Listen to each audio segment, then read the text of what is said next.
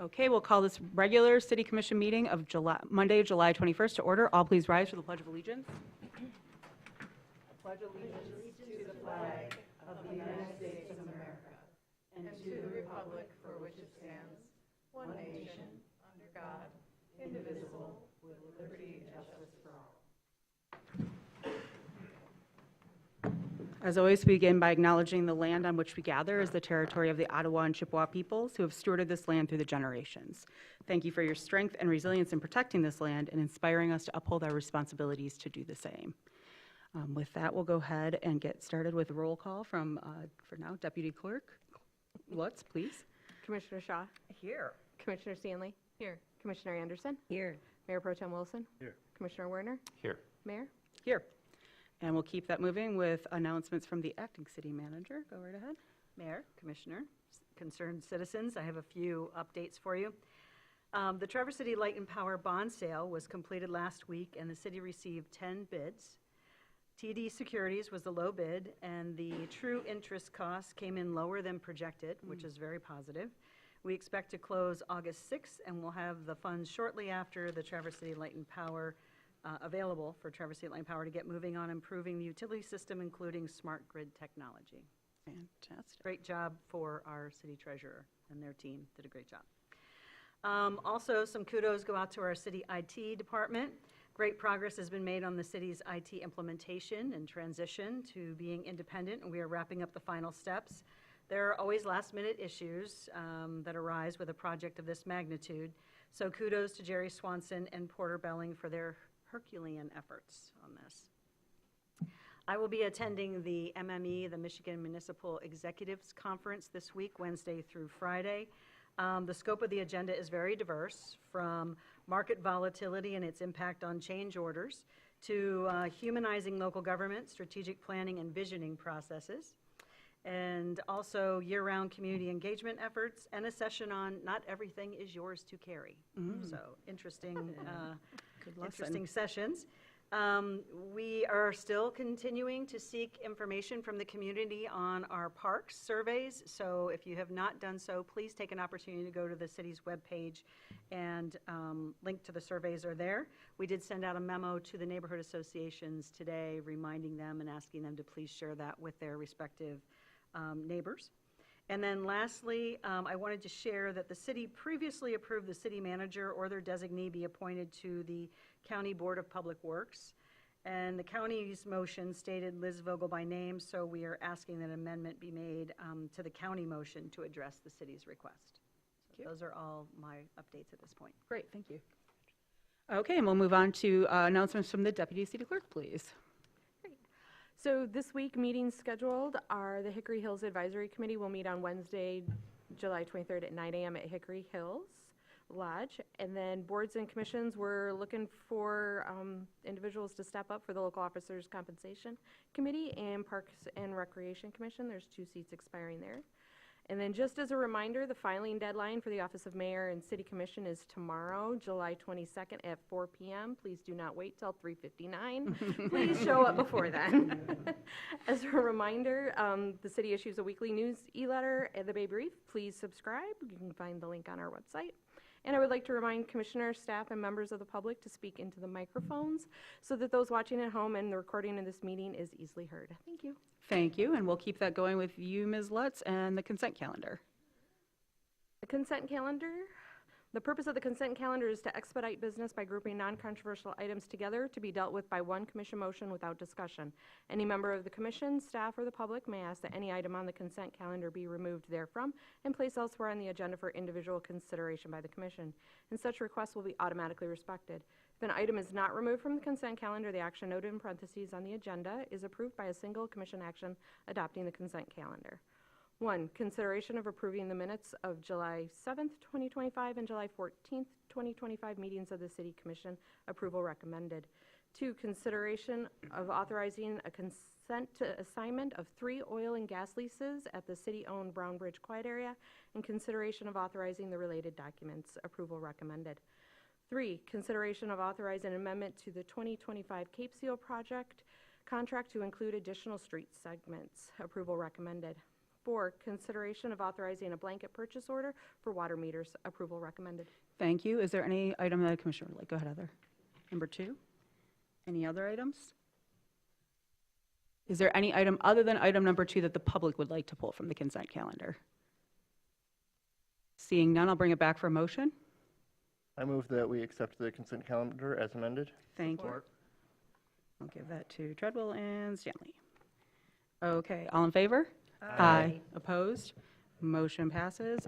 Go ahead, Heather, for number 2. You had some, you wanted to Right, pull this? I sent in a question earlier today. Lauren was going to get back to me, but probably just got away from her.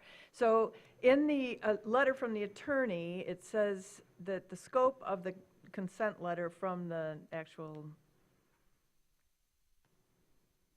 I don't know if you call it company that's taking over these leases, doesn't include an opinion of title. So the attorney is operating on the assumption that there are 3 City of Traverse City oil and gas leases, but they're not actually named in the document. So I'm just wondering if they should be added. So the attorney that was writing the letter was indicating that he was not giving an opinion of title, and that there were 3 oil and gas leases.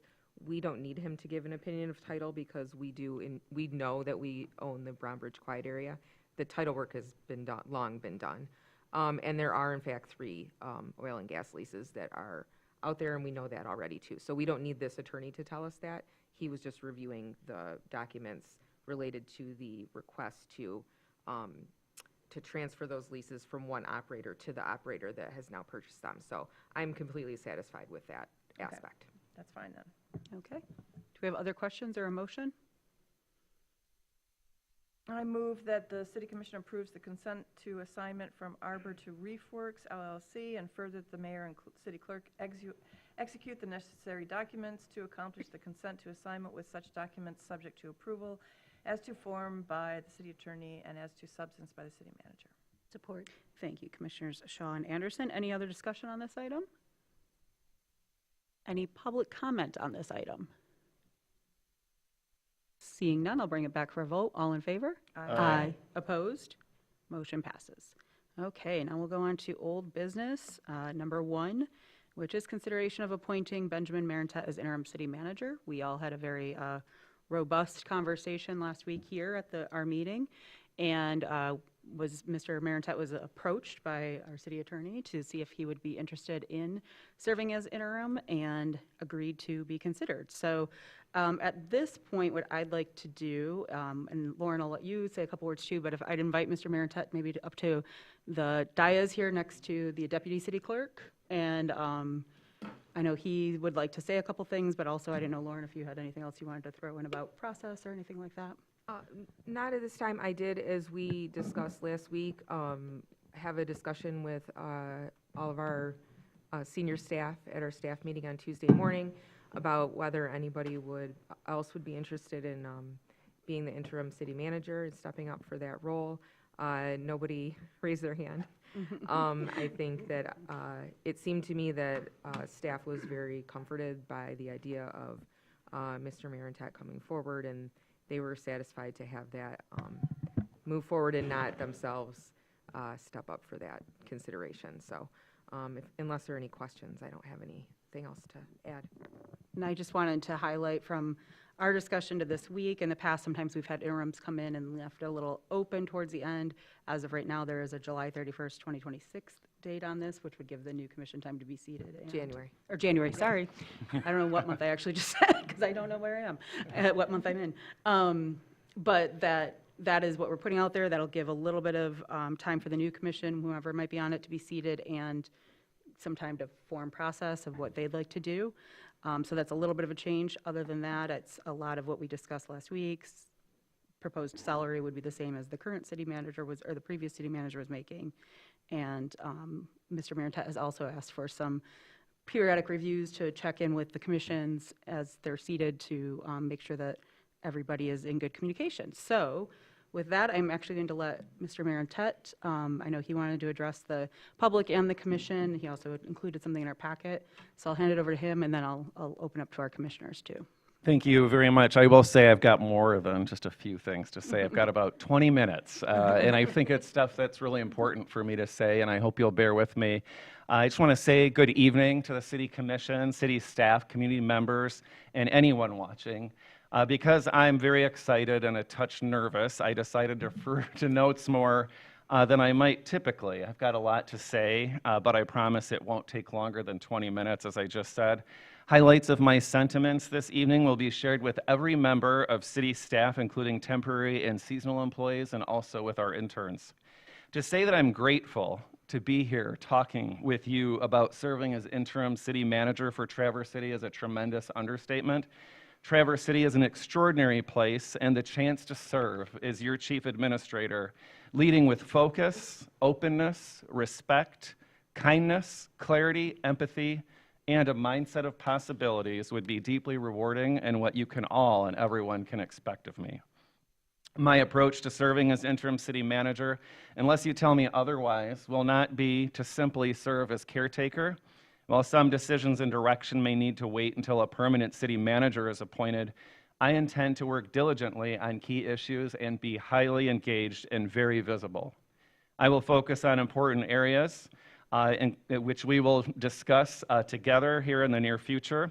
But one of the things that I will talk quite a bit about is developing objectives and key results based on Traverse City's first ever strategic action plan, which was adopted by the City Commission just last month. Of perhaps the greatest importance in my mind, I will also invest significant effort on our organizational culture, which I will talk extensively about. While not, I want to say this, I want to work to calibrate with the staff, the City Commission, and this community on how we work together going forward as Team Traverse City.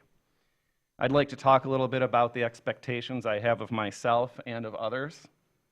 Our city government has a devoted, professional, and caring staff.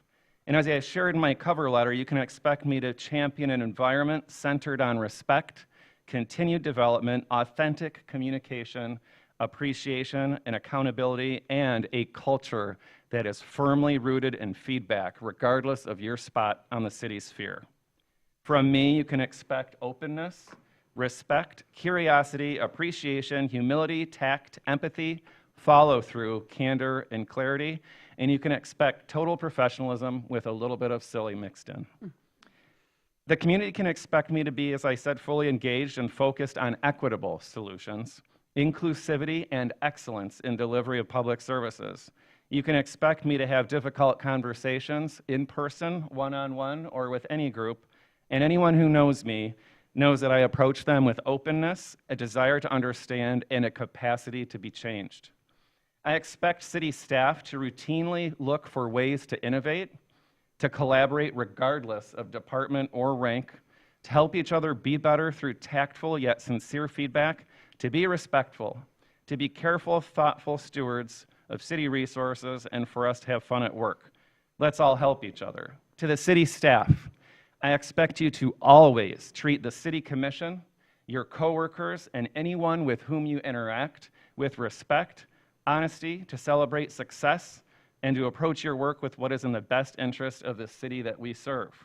I expect you to listen to different points of view with openness and not dismissiveness, and I expect you to be polite. I want you to admit when you need help, and I want you to ask for it. No one, including me, expects you to be able to do everything, and sometimes we'll need to lean on someone else for help. Getting help is never a weakness, it's a strength. I ask and expect you to look for great solutions and to voice them. Well, I know this will routinely be the case because I believe clarity is kindness. I want you to know that in the event you slip in this area, we will address it, and there will be a clear realignment where needed. And whenever possible, you'll be provided with reasonable professional help to get yourself on track. However, in serious circumstances where warranted, if you slip in that fashion, there will be serious consequences. I expect and require that department heads and managers ensure that they and their teams live up to this baseline standard. Lastly, to the employee team, I want you to challenge me. I want you to let me know politely, but with candor, when you think I'm on the wrong track. If you disagree with me about something of importance, let me know. I firmly believe you will find that I appreciate it, and I will respect you so much more if you approach me directly rather than complaining or not giving me the chance to do better. To quote one of my favorite leadership gurus, Brené Brown, from her book, Dare to Lead, let's ditch any echo chambers for real critical thinking. By the way, I mentioned celebrating successes and good work, and I'll do the same. For instance, when I learn that a police officer chooses to not give a parent a citation because they didn't have their child in a car seat, but rather purchased a car seat from their own personal funds for that parent, I will celebrate that. As another example, when the city clerk's office team, on top of everything else that they do, runs 3 elections in a calendar year, including a presidential election with unprecedented challenges, and then has a post-election audit that receives a 100% score, you better believe you will get cheers from me. Every single department has employees who do things that should be encouraged through celebration, and we will do that. I want our city employees to have a healthy balance between work commitments and our personal lives. I will be working with our HR department, and they already know this, to introduce policies that genuinely support balance, including flexibility in working arrangements, while maintaining accountability for the jobs we're hired to do with care and commitment. This will become a high priority for our HR department, because if we don't have employees with good mental health, happiness, joy, and balance, most importantly, they suffer as human beings, but also importantly, our ability to come to work fresh and ready to give our best is hampered. We will work to have a workplace that attracts the best talent we can reasonably afford and to keep that talent. We will work to create a workplace that is centered around the fact that there can be and is tremendous joy in public service. To the City Commission, I ask that no member of the City Commission ever make direct personal criticism of staff members in public. I certainly understand and encourage you to fulfill your duty to think critically about work, and at times that you will need to publicly disagree with members of the city employee team. And I understand that you may need to express that disagreement, but please keep it at that. Of course, you should always ask questions aimed at driving transparency, better decision-making, fact-finding, and what is in the public's interest. City commissioners, if you have any concerns with members of city staff, every single one of them, except for the city attorney and her assistant, ultimately reports to me. And I need to, and I want to hear about it. I'll work professionally to address any concerns that need to be addressed. I promise you that. If you find that I don't do so adequately, your issue is with me, not with the staff person. I need you to be professional, yet very candid with me, and to hold me accountable. Finally, you are our organization's board of directors, and what you say matters and has the opportunity to inspire an environment of excellence. My hope is that you will compliment city staff and express appreciation routinely when they deserve it. And I hope you'll tell me when you see staff doing great things. I ask that the community raise issues of concern, share ideas respectfully, engage with city staff, and thank them when they've done something good. We all need appreciation. I ask that members of our communities treat our staff with respect, appreciation, and kindness. I ask that community members make me aware when they see city staff doing something great, and that they let me know if they ever think any member of city staff might not be addressing an issue adequately or appropriately. This is a new day for Traverse City government, and I am moved by and pumped for the opportunity to serve in this capacity.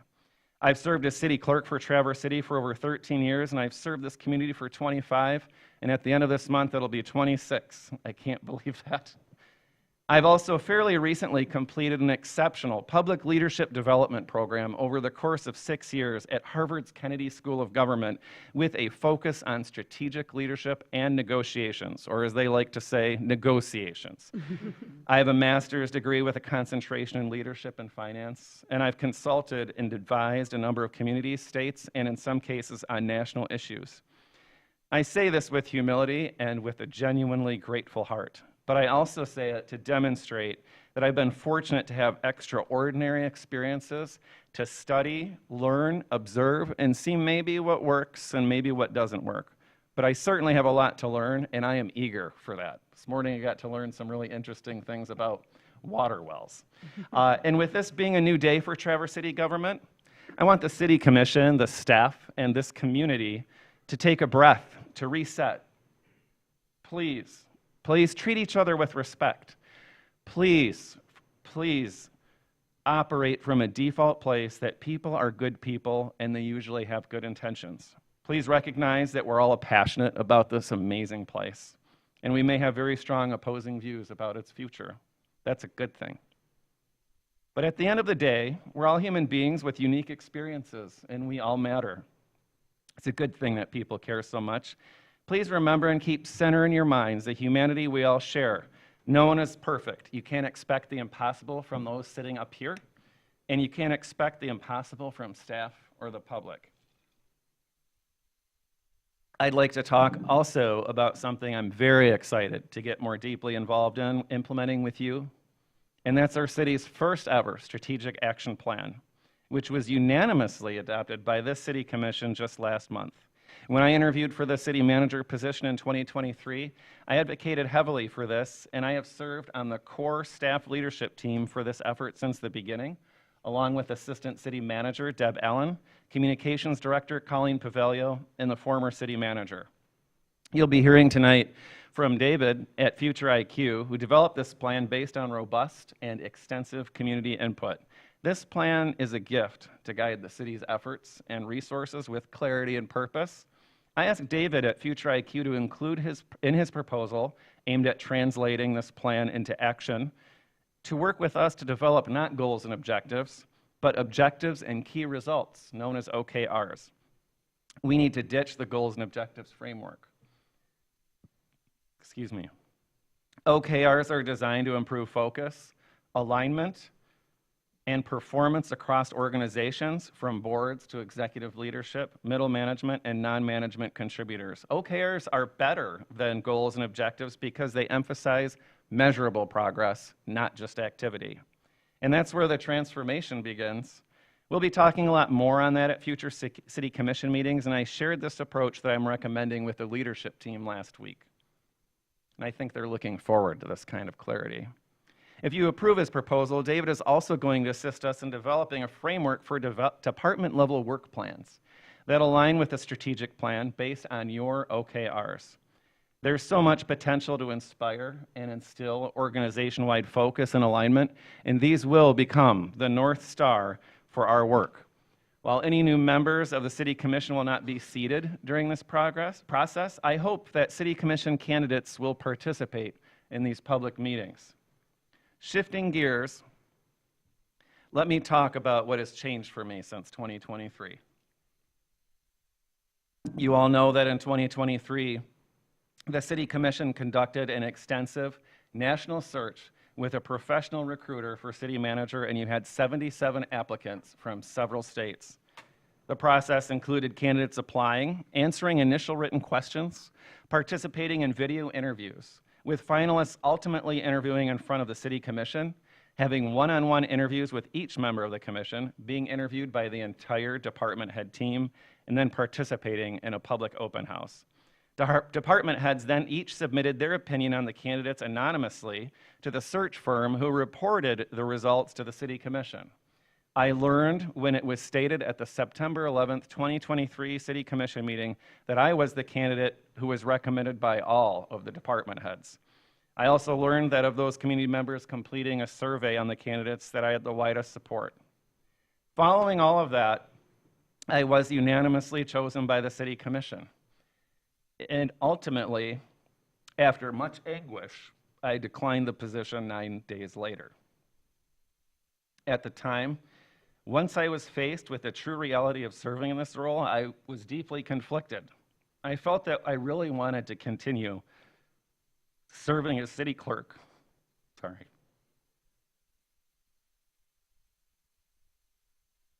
There was also a deep part of me that didn't feel ready, and I was scared.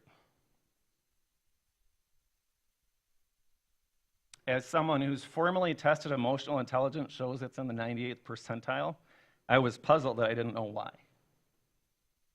To say that it broke my heart to turn it down is true. And while I waffled some, I knew it was the right thing to do for our employees, the city commission, the community, and for me.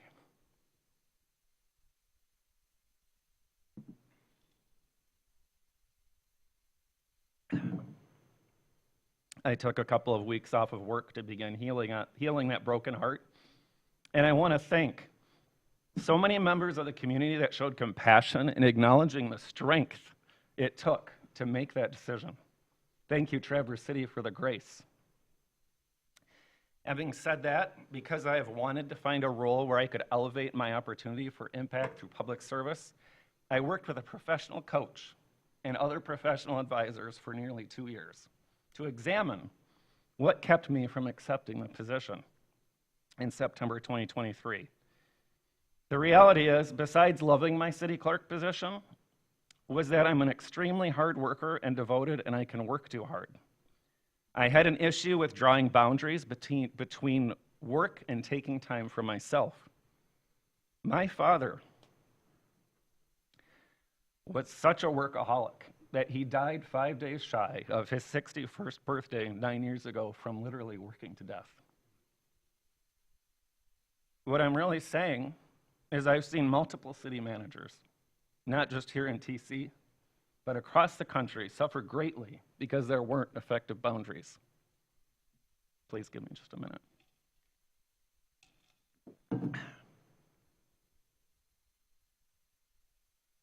I have carefully developed boundaries to allow me to confidently take on this role. These boundaries are meant to ensure that I can serve in this capacity, hopefully for a really, really long time, bringing needed long-term stability and leadership, and to help this community and our excellent staff achieve some great things for several years. These boundaries include me shifting in the following ways. Besides the very heavy workload in general, the email activity can be nonstop, and I will rarely check my email on weekends or in late evenings. I will have plenty of other work that will require my time and focus in off hours, and if something is truly urgent, please text or call. When I take a vacation respectfully, and I say this kindly, I would like to not hear from you. And I would like for you to not hear from me, unless there's an extreme situation. Same for the staff. We have an incredible assistant city manager, Deb Allen, who I will ask to make decisions that need to be made while I'm gone. Speaking of vacations, I had a 2-week vacation scheduled starting the first week of August before this all transpired, which I've pushed out a week to get some important things moving. But I am going to take my 2-week vacation, and it'll begin August 11th, and when I get back, I'll be refreshed. Number 3, I will embrace remote work, including for myself, while maintaining in-person presence the vast majority of the time. 4, because of the fact that this position has an intense schedule and demands, often starting in early mornings and late into the evening, I will make time at whatever time of the day works best, balancing the needs of the city to take a break, to run, swim laps like I did just before this meeting, to relatively calm my nerves, walk or bike. This is essential for my mental health, and it will also help me process the pressing issues of the day. After working through these necessary boundaries and giving myself permission to truly accept them, I ask that you only vote to approve my appointment if you can respect these boundaries. Also, deeply factoring into my decisions to step into this role is this. As some know, while I made 100% recovery, at the end of last year, I became infected with a life-threatening virus that the team at Munson Medical Center had never seen before. During my hospital stay for a couple of days, my sweetheart and I were facing the reality that this virus could take my life or alter it forever.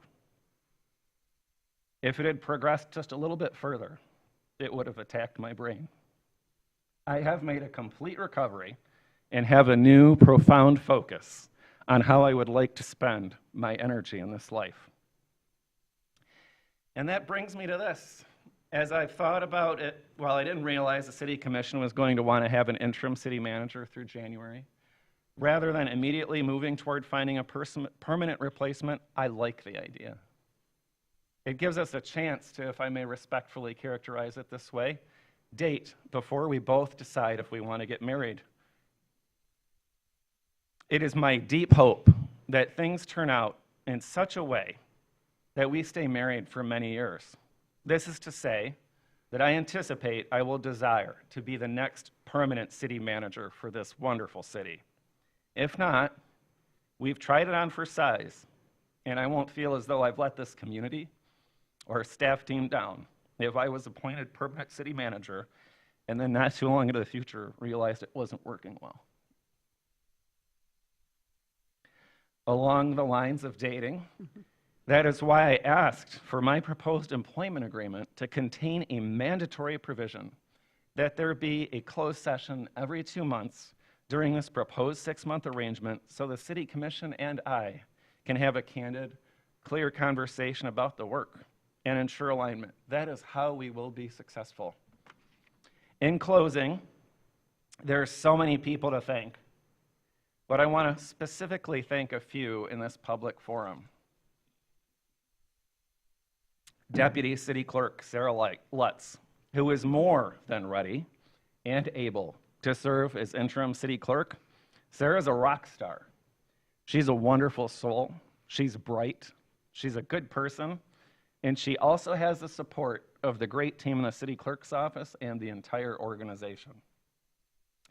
Assistant City Manager Deborah Allen, you are a smart class act, and you're a gift. I stand confident and ready to step into this role because we will work in partnership alongside each other, and I cherish your experience and advice. The entire leadership team, your heart for service, teamwork, and resilience during both turbulent and non-turbulent times is commendable. The wider employee team, including our interns, I believe in you, and you give me confidence that together we can do great things. Several friends from around the country and family who have followed my journey and are watching this meeting right now, including several in the city that's closest to my heart, which is Palm Springs, California. Last but not least, the love of my life and my husband, Matt Turner.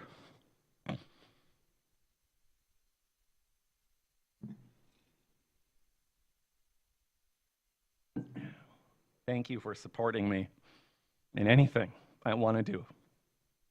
Matt, I will honor our wedding vows and ensure there's always time for our love. And I will keep the boundaries I outlined tonight. And I will insist on them with any future city commission I work for. And I've got just one more minute.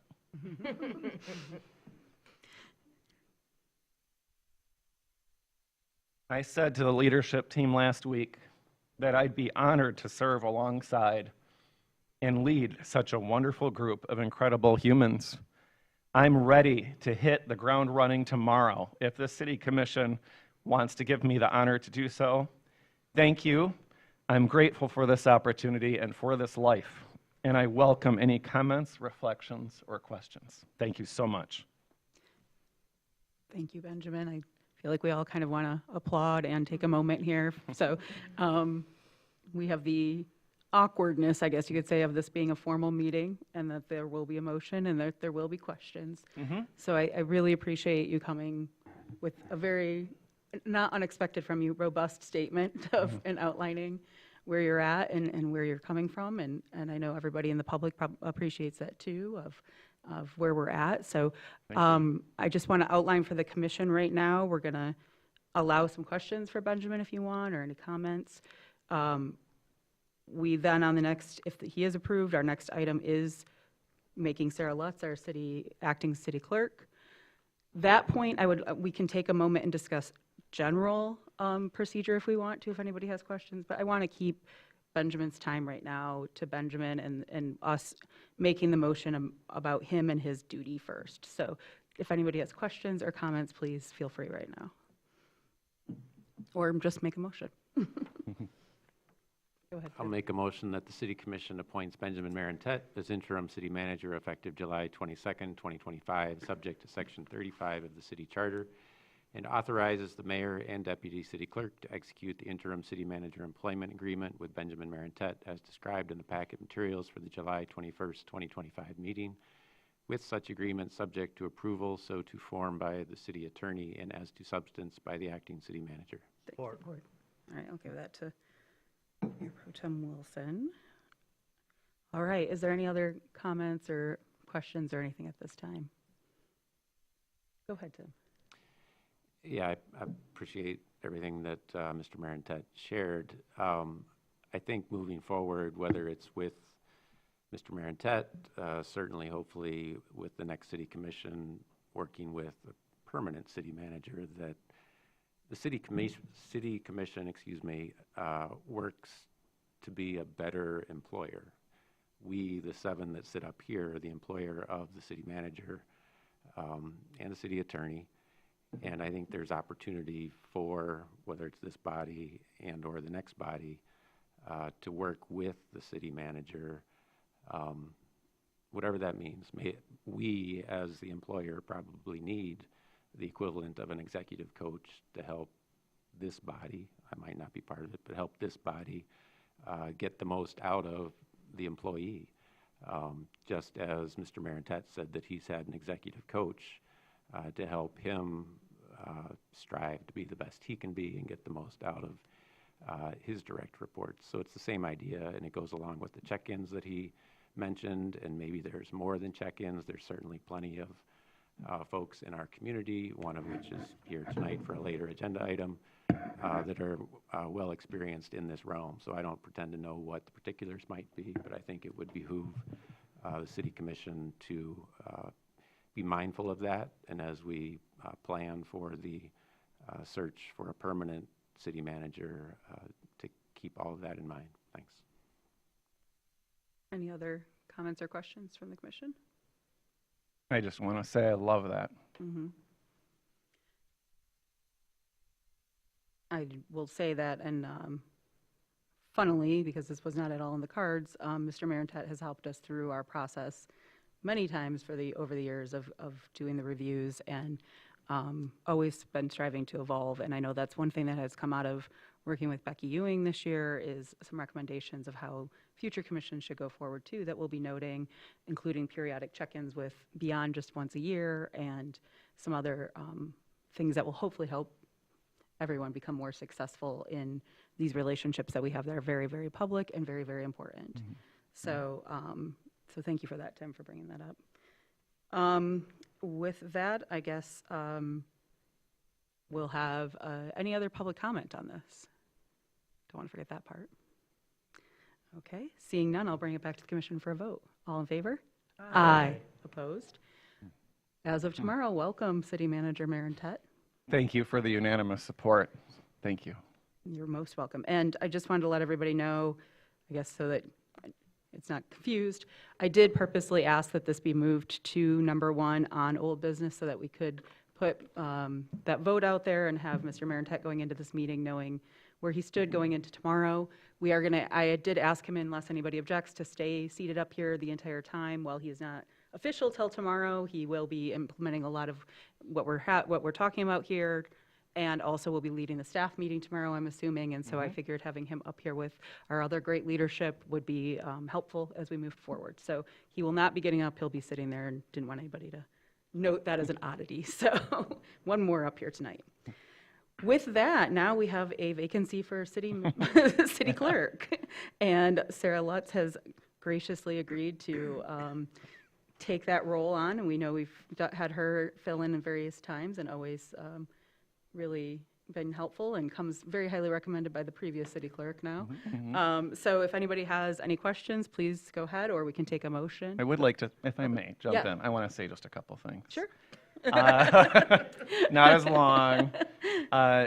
Sarah Lutz has got all the right experience for this role. As I put in my cover memo, she served as deputy city clerk for just over 4 years, and prior to that, she was chief deputy county clerk for Grand Traverse County for 8.5 years. She recently obtained the certified municipal clerk designation bestowed by the International Institute of Municipal Clerks.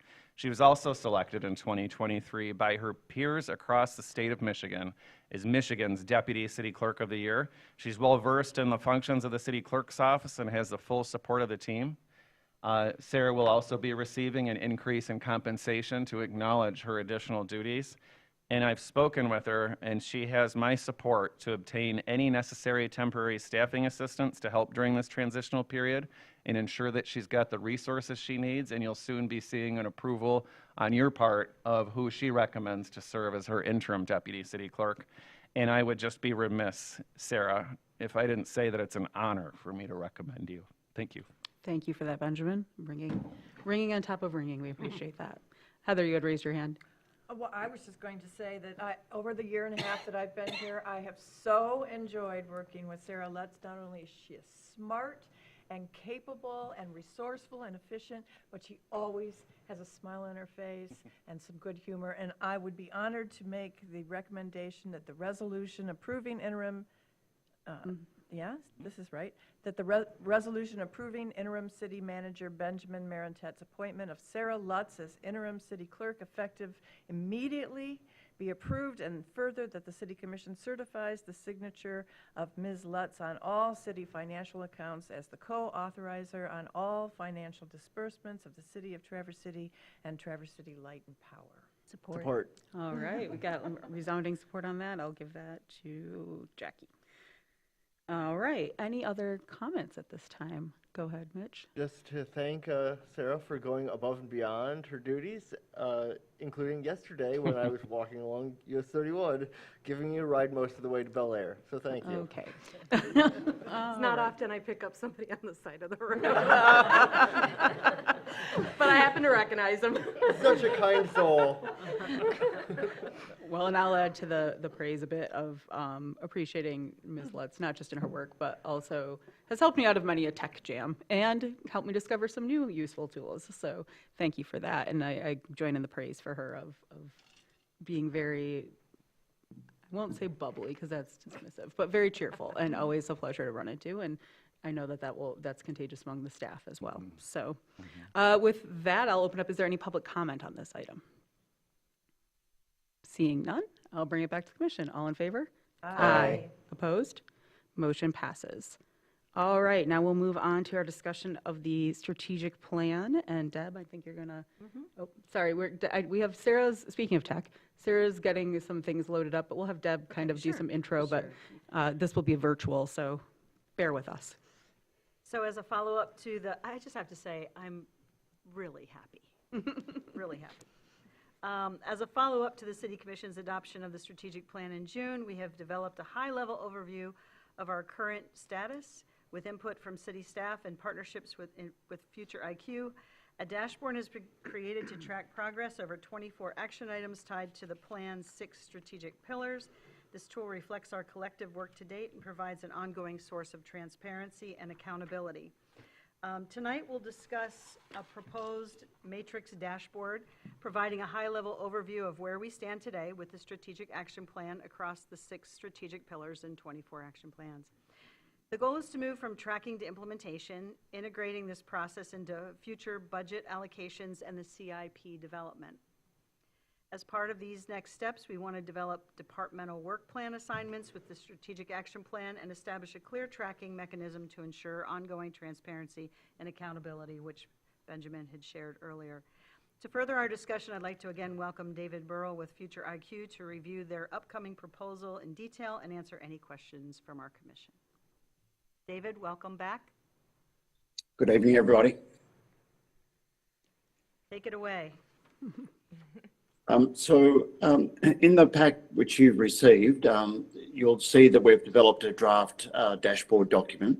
I think it was a very natural kind of final piece for the strategic action plan, because what became quite apparent in our final discussions with you as the commissioners was the sort of the new ideas that came from the community, but the need to better align the budget and the priorities and the focus in the city with those emerging city sort of aspirations that came from the stakeholder engagement.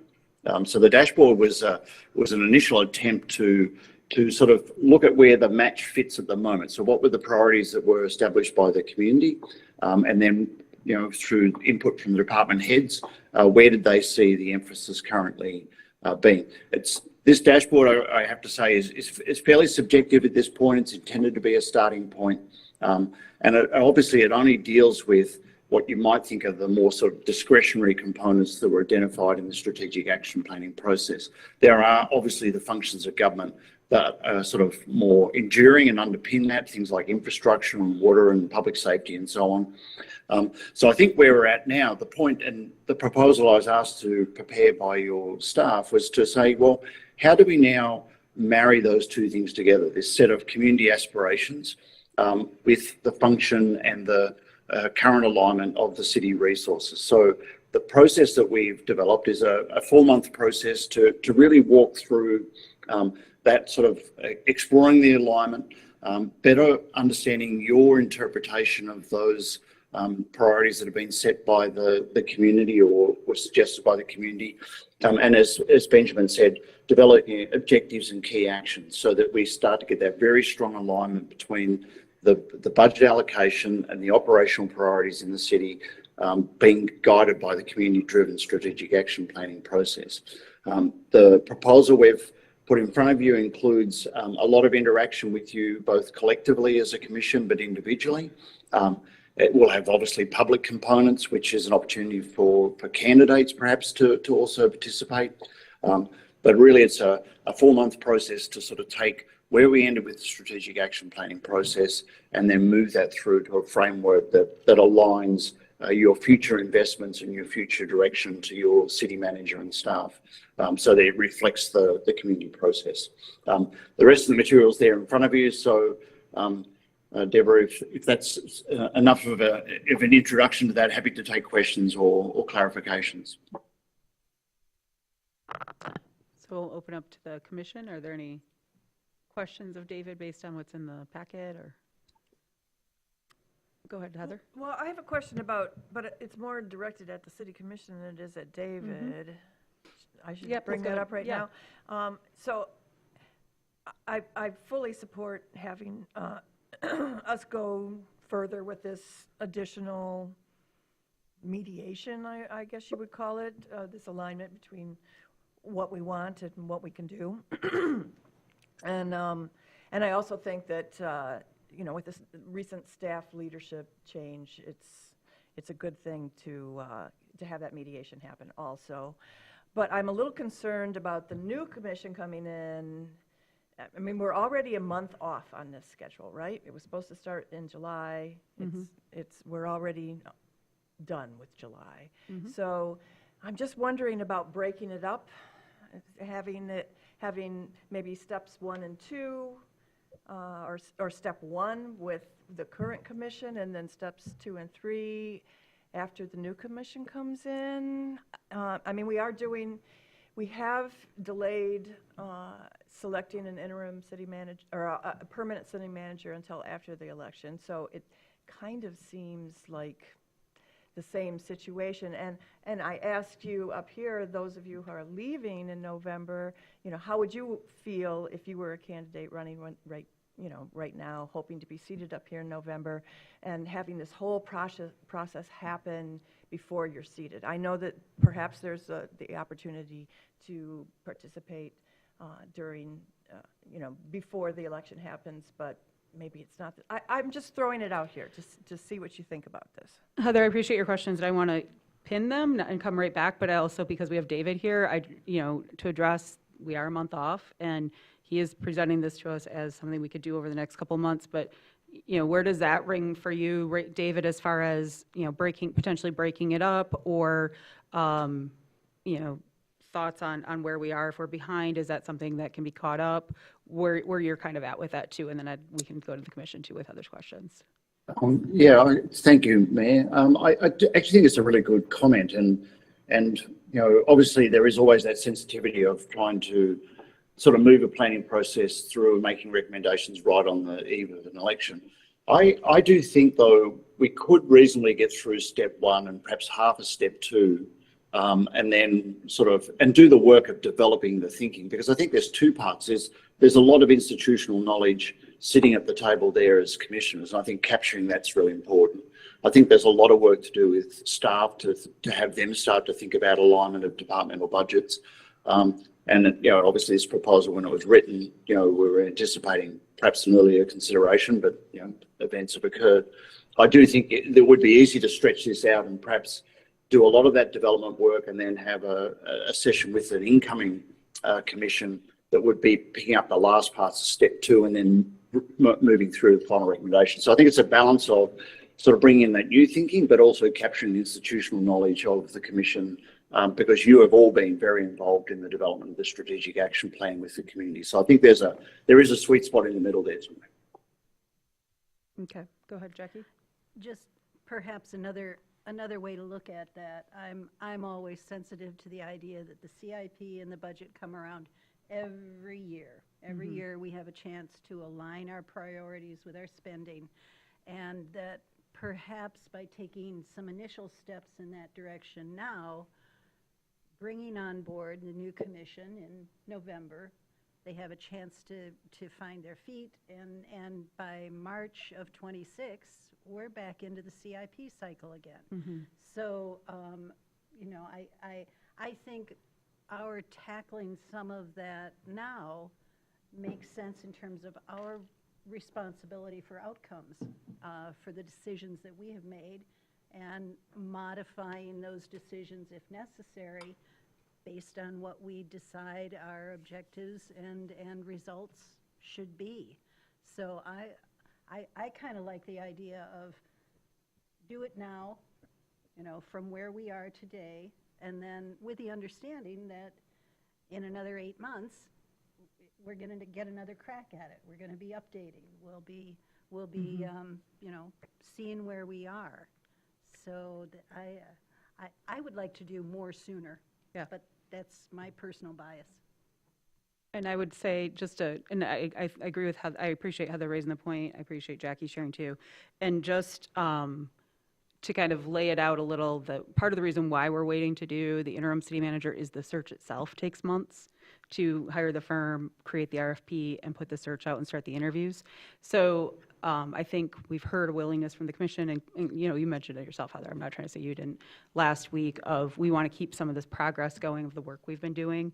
So I appreciate David kind of weighing in with there's a certain amount we think we can do right now, and then there's a certain amount that can probably be tackled again as a second wave, I guess you would say, after the election. And so I guess my question would be, if we're interested in proceeding forward, but acknowledging that, would that alter the motion in any way? I would look at our attorney and David or anybody like that. Do we feel like that's something we want to keep the motion as it is and push forward as much as we can? And I'm seeing some head nodding on that. Okay. And then I was going to say, or do we need to change that? So go ahead, Heather. So, yeah, I just have a question. Since we're already a month behind, do we have time to complete steps 1 and 2? Because I don't think we have time to complete step 3, right? No, and David was just saying 1 and 2 probably, right? Go ahead, David, if you want to. Yes, I mean, we offer a fixed price, so there'd be no implication from a budget point of view to extend that. And I do think you could go probably right through to almost the final step of step 2 before the election. And I actually think, I mean, I put together a 4-month proposal because of a sense of, you know, maintaining momentum. I do think that there's some parts there of spending a bit more time with staff, and I think Benjamin's comments earlier would really highlight that there's a lot of value perhaps in spending a bit more time with the departmental heads, thinking about the alignment of their work and how they can implement and the sort of results and actions that they'd be looking at, you know, tying into the strategic action plan. So I think it would make a lot of sense and would have no implication on the proposal other than the timeline, and there's no cost implication on extending that. Okay, that's great. So no cost implications. So with some of those points clarified, I'd either take more questions or a motion to get us opening that up a little. Go ahead, Jackie, and then. I'm ready to make a motion, but if you have a comment. No. Okay. I recommend that the mayor and city clerk execute an amendment to the agreement with Future IQ, Inc. for professional services to include to support the development and adoption of the new 5-year objectives and key results in the amount not to exceed $20,000, with such agreement subject to approval as to its substance by the city manager and its form by the city attorney, with funds to come from the city commission budget. Support. Thank you, Commissioners Anderson and Stanley. Now, do we have any other questions or any comments, further comments on this?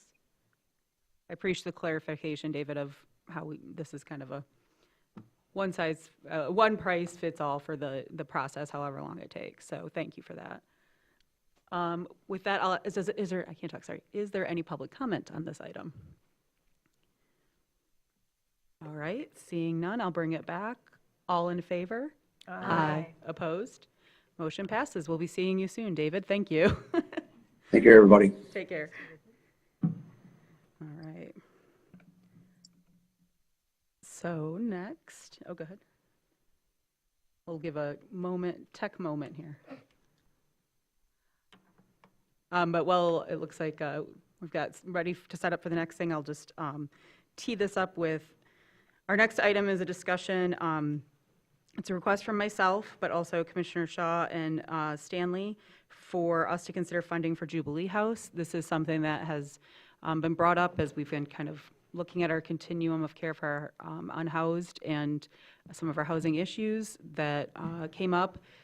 While I do have the right to put anything on the agenda as I see fit, I did appreciate that commissioners were willing to sign up as well, because I think this is a bigger conversation that we wanted everybody to have here. So we know that Jubilee House provides the day shelter currently and has been stepped into that role majorly since 2020.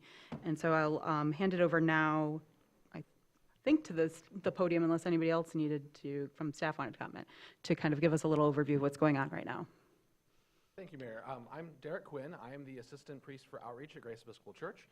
In my role at Grace, my responsibility is coordinating all of our outreach ministries and making sure that they have the resources that they need in order to function. And there are a lot of needs that our ministries have grown into needing over the last couple of years. In particular, Jubilee House, which has expanded its operations considerably since 2022. And I'm going to go over briefly why we're here asking for an additional just over $100,000 from you to make sure that we can make it to the end of the year. Know that this is not our only outreach ministry. We also do have a food pantry that is out giving supplemental groceries to people twice a week, a community meal that serves a free lunch twice a week, and we also help Afghan families who helped our country when we were occupying Afghanistan settle and become some of our newest neighbors. So we do all of those things in addition to having Jubilee House, Traverse City's only dedicated day shelter for those experiencing homelessness. How did we get to here? I think it's relevant to go through some of the history briefly so that you have a sense of how we got to this place. During COVID, of course, we had to shut down because people couldn't gather in a space. And as we came back, we found out that our volunteer pool had been reduced. There were some people who were just not ready to come back to volunteering. And of course, we lost some people to COVID. And so that meant that we were sort of at a place of trying to redesign what does it look like to be Jubilee House. At the time, we were open 4 days a week for 4 hours a day, and we did that with a pool of just 12 volunteers at the time. And the ministry cost under $20,000 to operate per year at that time. With our partners, we started to realize, though, that that wasn't going to be enough for the long term. And in fact, then Mayor Lewis brought many of the stakeholders together and asked us to design a way so that people could have somewhere to go 24/7 during the coldest months of the year. And what we decided was that Central United Methodist would expand their breakfast hours ever so slightly. Jubilee House would expand our hours to cover all of the day, and Safe Harbor, in addition to doing overnight duty, would also become the day shelter on the weekends. And we would try that as a pilot program for 2 years. And we did do that. In version 1.0 of this, all of those things happened, and coincidentally at the same time, the police department hired a dedicated officer for the North Boardman neighborhood, as well as hiring its first social worker, which all went into trying to care for those who are unhoused and most in need. We anticipated for that program that we would need $30,000 to hire a part-time staff person. Safe Harbor at the time knew that they were going to need $12,000 to hire their weekend daytime staff. And we said that we would do the people part, and the city at the time agreed that you all would do the money part. You agreed to find the $84,000 it would take to do the 2-year pilot project, and in fact you did. You found grants from many local organizations, as well as putting up quite a considerable amount of money from your own budget to help with this process. Grace also happened to find two grants that were helpful for us in operations. The Bishop Whittemore Foundation, an Episcopal foundation in Western Michigan that helps with outreach ministries and building funds, as well as 100 Women Who Care of Traverse City, who wanted to see us get new furniture for the house, and they were generous to give us a little over $11,000 to replace all of the living room furniture so that people have comfortable chairs to sit on when they come to see us. What we didn't anticipate, in addition to needing that $84,000, was just how much our need was going to grow. When we started the program, we had an average of 38 sign-ins per day by guests. In 2024, last year, we had 80 sign-ins, and so far this year, we're averaging 102 per day. So the ministry has grown not just double, but more like triple. And so we are acknowledging that it takes more to make that happen. Would you mind, I'm just going to interrupt for 1 second, would you define what sign-ins are? Sure. When a guest comes to Jubilee House anytime between 10 and 2, we ask them to sign in the very first time they come to the house in that period of time. Now, people might go outside to smoke a cigarette, they might go wander to the park, they might do anything that has them leave the house, but if they come back before 2 o'clock, they've only signed in once. If after 2 o'clock they come back in, they do sign in again. And part of the reason we do that is our volunteers change over at around 2 o'clock. And so it's tough for the morning volunteers to pass along to the evening volunteers exactly everyone who's been there. And so since our volunteers know all of our community very well, they're going to recognize by sight if someone's going in and out and make sure that they aren't signing in multiple times. So that very closely approximates the number of actual people that are coming in per day. It is possible that someone might be counted twice if they come in the morning, leave, and come back in again in the afternoon. Some unexpected consequences that we had from all of this. We didn't expect with that kind of growth that we were going to need more than a half-time staff person, and we didn't expect with the way that things grew that things would become unsafe not having trained staff around. We thought we could continue to operate mostly with volunteers, but we found out fairly quickly that that really wasn't the case. But since we had received more money than was originally required for that pilot program, we were able to hire an additional half-time staff person, but we recognized that that wasn't even really enough. And so we proposed in spring of 2024 that we actually expand to a sort of version 2.0 of the program and hire a full-time director. We met with Mayor Shamrow at the time, city manager, and actually city clerk at the time was also in that meeting. And we got the go-ahead that you all wanted us to continue operations the way that they had been and agreed that it was necessary for us to hire that full-time staff person. We agreed again to continue to do the people part of it, and we got an agreement from the city senior staff or the senior leadership that you all would again help us with the money portion. We also agreed to start helping with the money portion. We thought we would be able to find $30,000 worth of grants, and we got a commitment that $161,000 for staffing per year would be found for us so that we could continue our process and hire that full-time. Derek, can you pull the mic a little closer to you? I just got a message saying people can't hear you. Absolutely. Sorry, I thought it was close enough. My bad. So with that in mind, we went ahead with version 2.0. We went ahead and hired that full-time director, and that has been working wonderfully. To have someone who not only coordinates the other staff, but the volunteers, and assures continuity from shift to shift, so that when things happen, say on a Monday, everyone on Tuesday knows that that happened and they get direction from the director. The director's also taken on all the responsibilities for inventory management. As mentioned, with that many people coming in the house, we have a lot of turnover of supplies that we never anticipated. And Hannah, our director, has been wonderful at being able to handle all of that. Our 2 half-time outreach specialists continue to be there to support our volunteers and take direction from the director, and doing things like implementing policies to ensure that we have a safe community and that everyone is being good neighbors to each other while they're with us.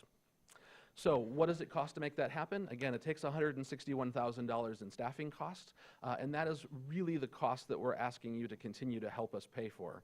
Grace is going to continue to cover through our own budget and through granting partners what it takes to do the rest of the operation. And just to give you an idea of what that includes, we do give out a number of distributable items, including temporary bus passes to people who are in need of transportation assistance.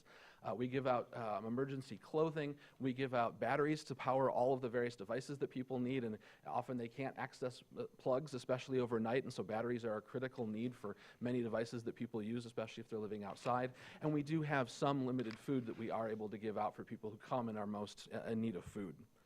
We also have, of course, the House to Operate, which comes with its own costs, and you will notice that our building costs are fairly high, and we recognize that. We are putting to use an over 100-year-old home for what, frankly, has now become a commercial purpose, and so we recognize that there's going to have to be a longer discussion about what it's going to take to continue that operation and whether or not it can continue in that place.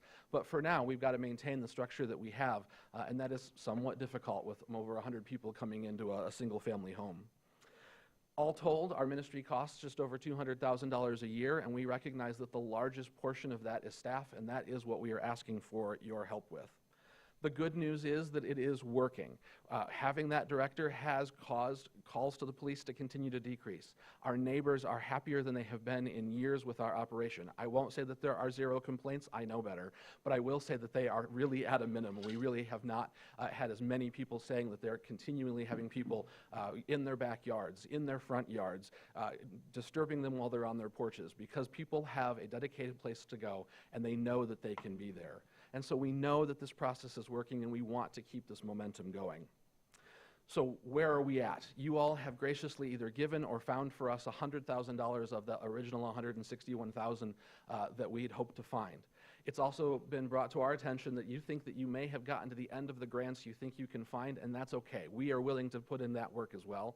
So we have now applied for all of the grants that you see on the screen. We've already gotten one. The Schmuckel Family Foundation would generously turned around almost instantly and sent us a $10,000 grant, and we are truly grateful for that support. And I think that's really going to kick off others to realize that this is something that they need to support and help us with. And so we do hope that all of those grants come in, but we aren't the granting agencies. That's up to them, and we know that their processes are ongoing and don't happen immediately. So what we're asking for you to do is give us the runway to let all of those organizations decide if they're going to support us in that way by getting us to the end of the year. And again, that takes a little over $100,000.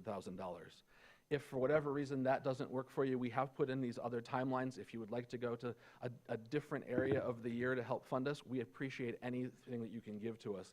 But know that if you're willing to get us to the end of the year, that really gives us the longest runway to figure out how we're going to have a sustainable funding model for the future, and hopefully not have to come back to you in the same way that we're doing right now, because we'll have those funding partners from local grants, and we can get on their cycles so that we know how we're going to be funded in the future.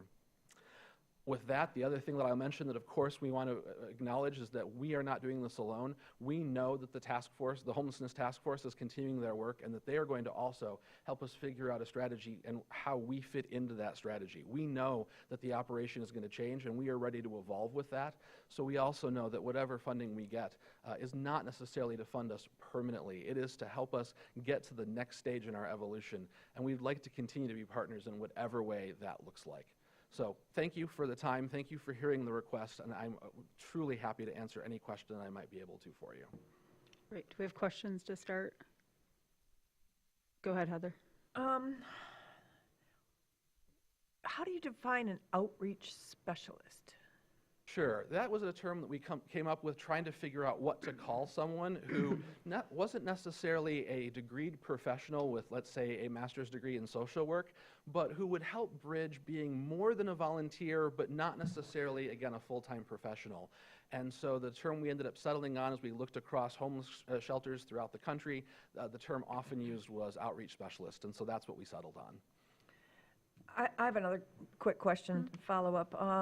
So you're basically spending 75% of your operating expenses on staff costs, personnel costs. That's correct. And I know that you've had some trouble staying open sometimes because of lack of volunteer support. Have you closed at all since May? Have you had to close at all since May? Yes, there have been some days when we've had to close, although most of that has been limited to a single shift, not the entire day.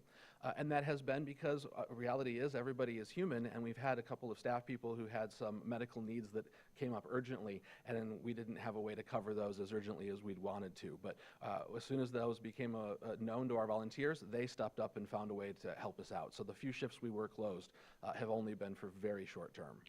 Well, I was just wondering, but with that amount of money, with 3 people, even though 2 of them are just part-time, you know, if the volunteers can't show up, the 3 people can't handle alone a single shift. That's just impossible with the amount of people amount of guests you have coming, is that?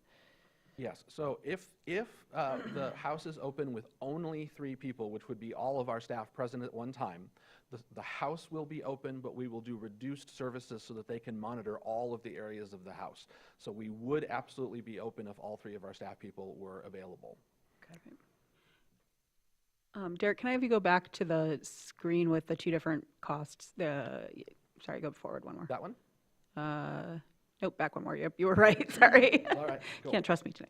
And I just wanted to kind of, because this was, I brought this forward. I appreciate the commissioners that did this, because I had some conversations with Father Para as well. And this is I'm bringing this forward, viewing this as this is part of our adjustment period, as you well covered as well. Derek, you weren't even part of some of the early conversations because you are new to the team, and that is appreciated. I know one of your jobs, your duties, is to help kind of look at the opportunities out there for fundings and funding resources and community building. We also know that there have been some changes at Central United Methodist that are changing how they're operating within the community and services they are providing and are looking to expand to provide. And so I just wanted to clarify that part of the reason why I brought this forward is to have this conversation about these different numbers here with the commission, but also acknowledge that I think there was a lot of assistance from former Mayor Richard Lewis of trying to help identify those fundings those first couple of years.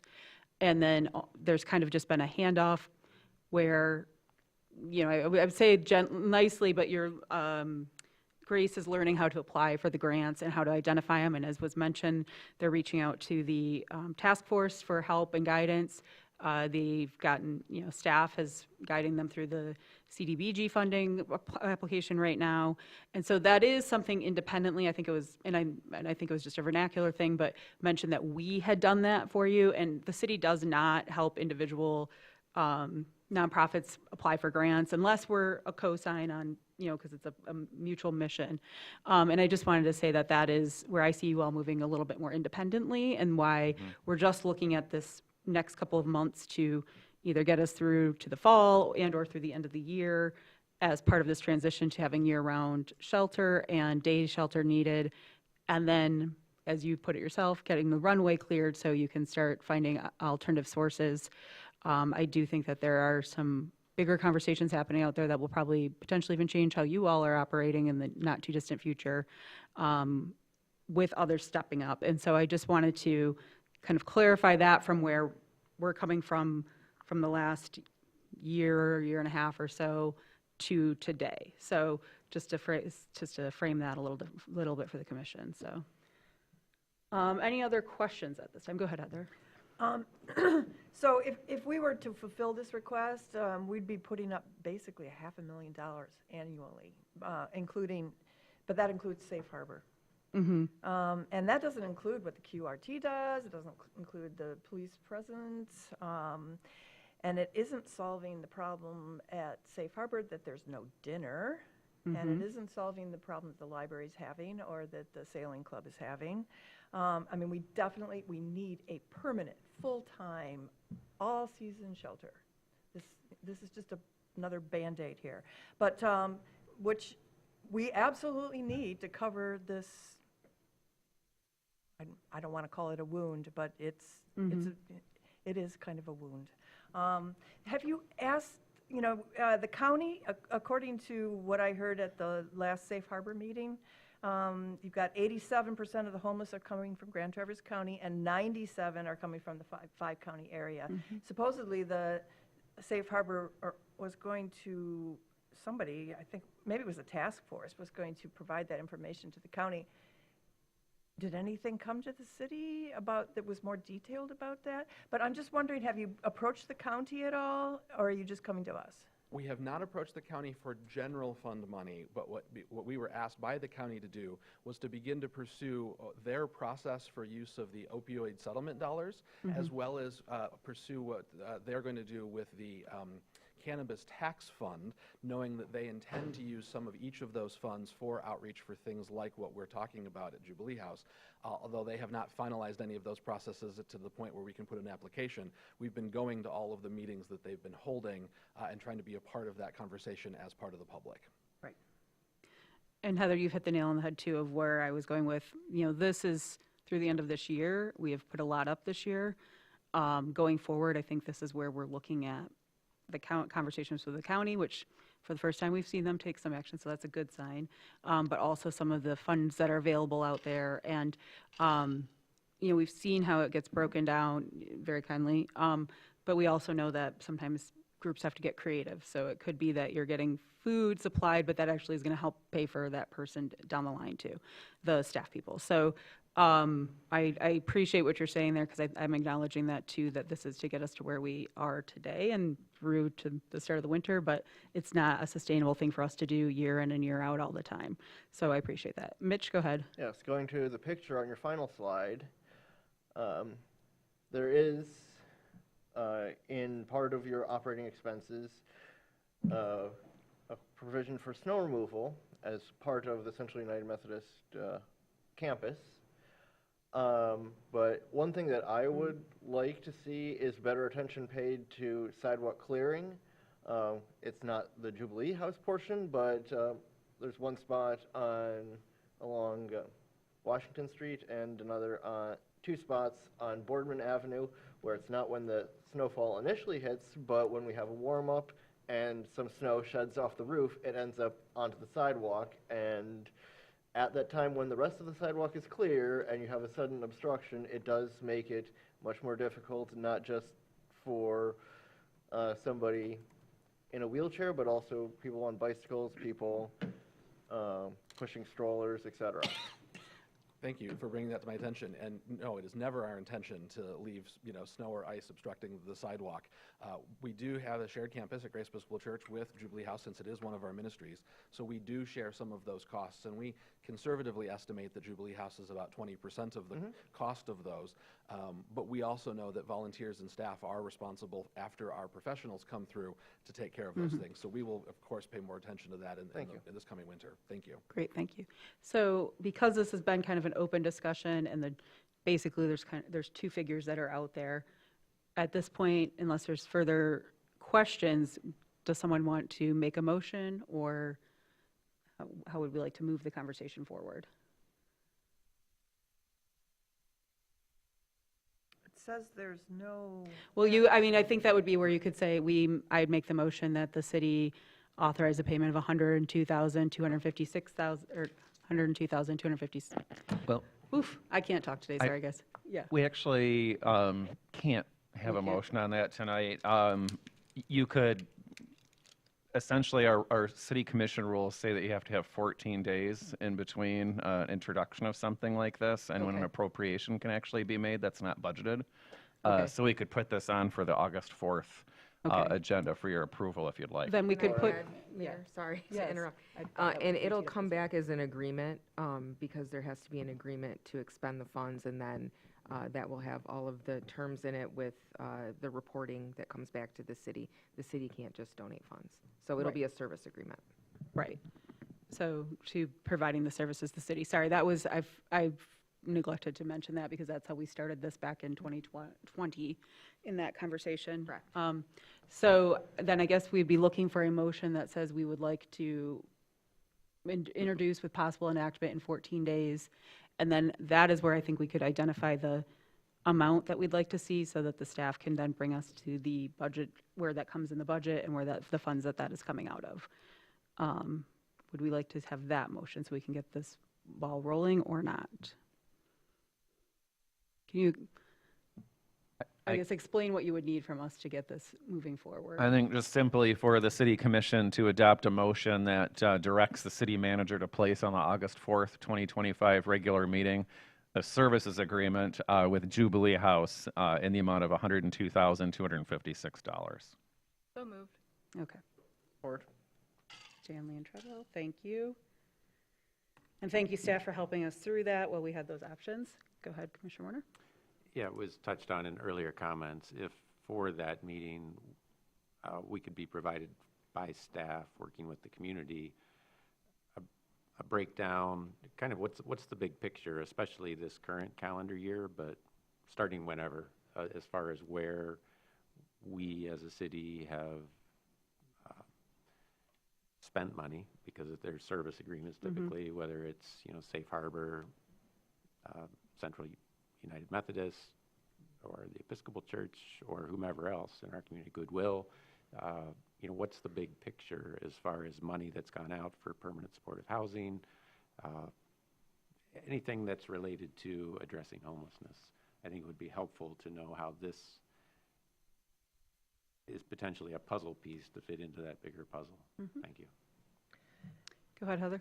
And I'd like to add, I'd like to hear from the task force about what they've been doing, what their progress is, what's the big picture on, what happens in 2026, what happens in 2027, where's the Community Cares Coalition, where are they fitting into all of this right now?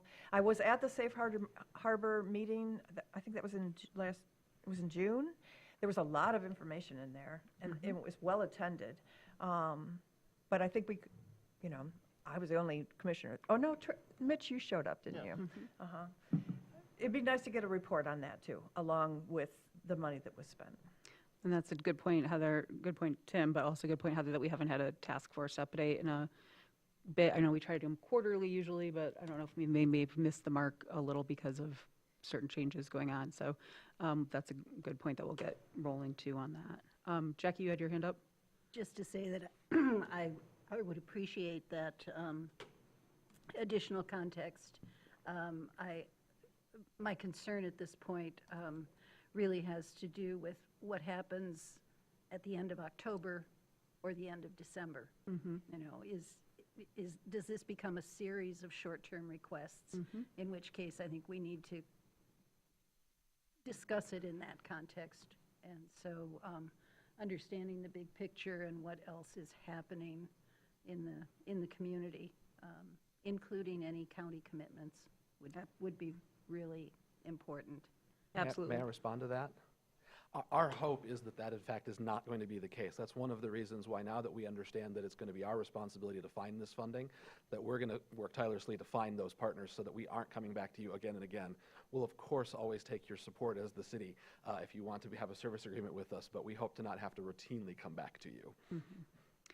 And Father Pear and I had that conversation about a month ago when we got this rolling, and that's why we wanted the two different numbers to see kind of where everything was, but definitely with the intention of making it more sustainable. So go ahead. Heather. And I strongly hope that the task force can help you out with the grant writing. Agreed. I feel that is one of the good things that they can do immediately. I strongly Fantastic. support that. Yeah.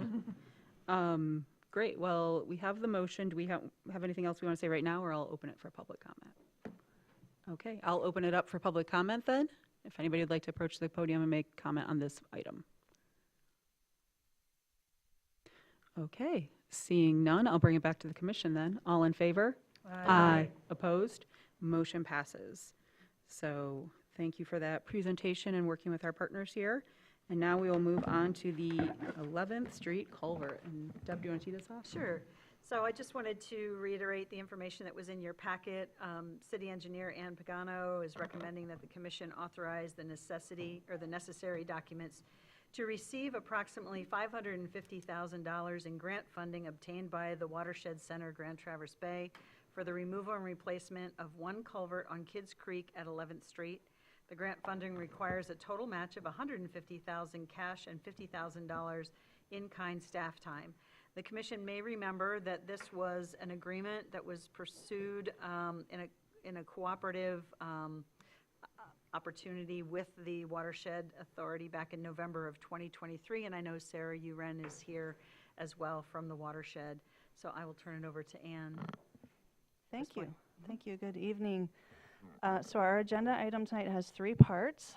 The first is, as previously requested by the commission, Sarah Uren, the program director for the Watershed Center, will provide an update on the regional efforts related to watershed improvements.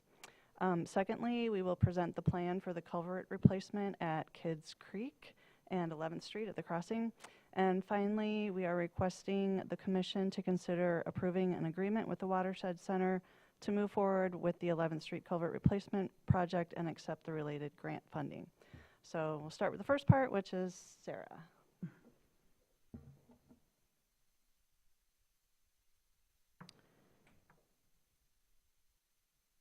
Good evening. I feel like I was just here talking to you guys about salt, but maybe that was in the winter sometime. I don't know. But I am going to touch a little bit on salt later in my talk. But I know last time I was here, Commissioner Werner wanted an update on our Kids Creek Restoration Project because we have been working on it since 2013. So I wanted to give you a quick update on that. I'm Sarah Uren. I'm the program director at the Watershed Center, Grand Traverse Bay. And when Benjamin was talking about how long he's been with the city, I was reflecting on how long I've been at the Watershed Center, and I've been there since 2002. So, well, I can't do that math that quickly. It's a long time. And we've been working on Kids Creek ever since I started at the Watershed Center, but really in 2013 is when things ramped up. So just to begin with, Kids Creek is an impaired stream. It is a tributary to the Borden River. A lot of it is in the city limits, but there are portions out in Garfield Township where the headwaters do start. It is on the impaired waters list mostly because of, it says lack of aquatic life and wildlife, but it's really macroinvertebrates, which are aquatic insects. And there's not a great community of insects in the stream, and that's how you can determine if a stream is healthy or not. But also more recently, it has been placed on the impaired waters list due to E. coli bacteria contamination. That we haven't done a lot of the studies yet to determine the sources and why, but we just know that there are high levels of E. coli a lot of the times in the creek. And then also upcoming within the next impaired waters report, it will be impaired for chloride as well, and I'll talk about that in a few minutes. But basically, it's a 4-mile stretch of creek. Mostly the problems are stormwater, flow regime alteration, so all the stormwater coming into the creek and the flooding and the erosion and all those things that happen. So we've been working on Kids Creek, like I said, for a long time. We started with just basic stream bank restoration in partnership with the Conservation District. But really in 2013, if you remember, back then we worked with Munson and they were building their cancer center. And as part of that project, we daylighted a portion of Kids Creek, and that really kicked off our partnership with Munson and the surrounding areas. And that kind of fueled all of our next projects, which I'll show you a map of in a little bit. But that's, we've raised almost $10 million in grant funding. Most of that has been state federal grants. As you can see there, $7.8 million, but we've also had private grants and foundations. And then Munson themselves have been a great partner. You know, they've bought property, put the daylighted stream on. They've shelled out money to put in underground infiltration trenches and that sort of thing. So they've been a great partner as well. And then also the pavilions and the commons. And I don't think I have up there, but Meyer's been a great partner. I'll talk about that in one of my last slides with some of the more recent projects that we've done. So the initial goal for the restoration project was to reduce sediment and stormwater inputs to the creek. We started with Tributary A, which is on Munson's campus, and then we moved to Tributary AA. I think I've told you before that whoever was in charge of naming the creeks, tributaries of Kids Creek, was not that creative, so Tributary AA, because actually they didn't name it until they found A and B, and they had to figure out what's in between. So Tributary AA, we did some work there. That's the creek that's between the pavilions and the commons area. And then we moved on to working on the main branch and maybe some more western areas on Tributary A. And right now our current focus is on the main branch. So you can see the little map there on the bottom left. Those are all the tributaries, and A and AA are within the city limits there. A lot of our activities, in addition to the stream daylighting, we have done a lot of green infrastructure. You can see some of the pictures I have there for you are of our green infrastructure projects.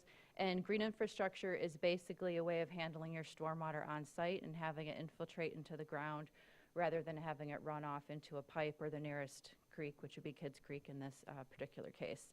So we've done a lot of work on that. I have a map on the next page to show you.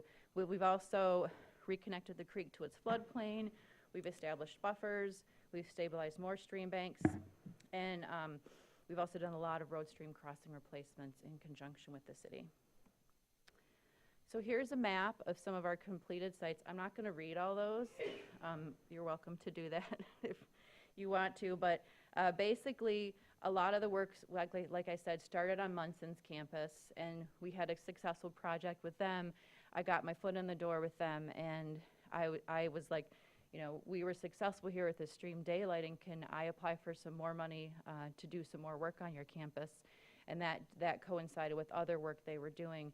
It was a great fortune of events because they were working on some things on their campus which allowed them to have match for our projects. Because as you know, when you apply for state or federal grants, usually you have a certain percentage of match. And so we were fortunate that they could come up with some of the match for us. So we did a lot of work there, and then we moved down into the pavilions in the Commons area. We had a successful partnership with Munson. Then I approached those two organizations, and I asked if we could start doing some work on their campuses, and they were supportive of that as well. So, so those were sites basically from 2013 to 2019. Moving further south, you see a map of completed sites from 2020 to 2025. Those are sites 14 through 19 there. All of those except the one at Meyer were in conjunction with the city. And those were the bioswale at the 14th Street storm drain ditch that goes right into Kids Creek. And then we did 3 road stream crossing replacements funded through NOAA. We did some trail crossing replacements. I have some pictures of these because they're pretty cool. And then our work with Meyer was pretty significant at the Meyer property. They were going to be resurfacing their parking lot, and I had heard that through the grapevine. So I had approached their director of sustainability, and I said, hey, while you have your parking lot opened, what if we applied for a grant and got you to do some underground infiltration trenches? So you're doing your work anyways. We would come in with our grant money while the ground is open up and put in our underground infiltration trenches. And they were 100% fully on board. And they actually went above and beyond what our grant could pay for, and they put in more underground infiltration trenches than what we had money for. So number 20 on the, I don't know, I can't point, but you can see number 20 on there. That is our current project that we're working on with the city. On 11th Street, this is funded through an Eagle 319 grant, so the State Department of Environment, Great Lakes, and Energy through their 319 non-point source program. And as part of that, it also requires match, so the city is giving match as in-kind time for Zach to design the structure, and then also cash as far as helping pay for some of it as well. Future projects that Zach and I have been talking about, or the 7th Street road crossing. That's kind of our last one we have in the hopper for to do with the city. We also realize that there's another crossing at Division Street that MDOT owns, and that's a pinch point for the creek, but that's a larger beast to tackle, and we've started conversations with MDOT, but things take a little bit longer in that aspect, so we'll continue those conversations. So I wanted to show you some cool pictures because we're so grateful for the city's support in doing these projects, and I just wanted to show you a little bit of what we've done. So these are the large box culverts that we put in, 2 on Cedar Street and 1 on 6th Street. This was done in 2021, and it was about $1.9 million of NOAA funds. So that was pretty cool. You know, we had to reroute the creek. I dropped my phone in the creek. They didn't really want to let me back on site, but I got a new phone out of it, so it was fine. And we did fish the phone out of the creek, so it's not poisoning the creek anymore. But yes, this is why I like that project so much, because I got a new phone. Anyways, you can see these signs here. We were required to put up signs showing our partnership with the city and recognizing the funding that we got from the EPA and NOAA and then the city there. So some of these signs are temporary. I think the sign might still be up at the 14th Street Bioswale project. You can see that on Division Street. This is a really cool one. It's so beautiful. These are 2 culverts that were on. One of them was on, I think we called it it was like a trail that was like along the 14th Street ditch to meet up with the old Elmwood Avenue extension. And then one of these crossings was on the Elmwood Avenue extension. And This is back when Tim Lodge was the engineer, and when him and I were first starting to talk about this project, he's like, we don't need that to be a culvert that cars need to drive on. We can just make it a pedestrian bridge. But they did need to have access for, maintenance vehicles and that sort of thing. So rather than replacing the culvert with another culvert, we could replace it with these really pretty pedestrian bridges. So that project was funded by a little bit from Great Lakes Fishery Trust and then another Eagle non-point source grant. And then our most recent project that we completed in 2024 with about $750,000 from the DNR Fishery Habitat Grant Program and the GLRI program was, I just learned that it's called Silverbrook Acres. There was an article in the Ticker about it. I didn't realize that it was a park that was named, but it was the city's property between Silver Lake and the Meyer property there. And so in conjunction with all that work I was talking to you about at Meyer, we also got funding to put in a riparian buffer along Kids Creek, and then a tributary there. 480 trees, over 1,000 shrubs, and 1,500 live stakes were put in. Habitat was our contractor on that, and they did a fabulous job, and they've been doing some maintenance work there over the past couple years, and things are looking really, really good out there. So I'm excited to see that. And we'll be giving a tour there later in August to some hopefully some state senators, and I think some of you on the city commission got an invite for that too. So we really want to show how grateful we are to GLRI funding to fund a lot of these projects that we have, and we want to show people how important it is to keep that funding around. So I promised I would talk about salt just for a little bit. So another thing we are doing on Kids Creek is we have, in partnership with Trout Unlimited, we have these mayfly sensor stations, and they monitor depth, connectivity, and temperature. And the data is sent to an online portal, and then we manage the data, and through our volunteers, we maintain the sensors where they are. We have 2 of them. One of them is upstream of Silver Lake Road. The other one was downstream of 11th Street, but we moved it to the 500 block of 3rd Street now. So since 2020, when they were installed, we have seen connectivity spikes after snowmelt events. And I should back up and say, conductivity is a reflection of the chloride in the stream. So if you have higher conductivity, you're going to have higher chloride in the stream, and that's been a proven relationship there. So since we've seen the high conductivity spikes after snowmelt events, that led Eagle to conduct a more thorough study in our area, but other areas of the state, looking at chlorides. And that was what showed that Kids Creek is not meeting the water quality standard for chloride. So we continue to see conductivity spikes after snowmelt events, even just this past winter. So because of that, we applied for a Watershed Council grant through Eagle. It's state funding, and we were successful in getting that. It's just a small $40,000 grant they give out. That's slated to start in October 2025, so just a couple months. And as part of that, it's going to kick off a larger educational campaign that we want to do. We can't fix it all in a year, so we know that we want to start the ball rolling, get some basic things out there. So we'll have an online resource guide. We'll start with some social media posts and printed materials. We'll be working with Wisconsin Saltwise, which is a great organization in Wisconsin. And they have a lot of materials already done, so we don't have to reinvent the wheel.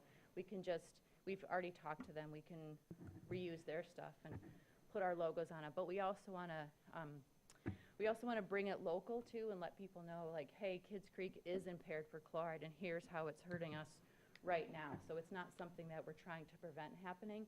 It's already happening, so we want it to stop happening.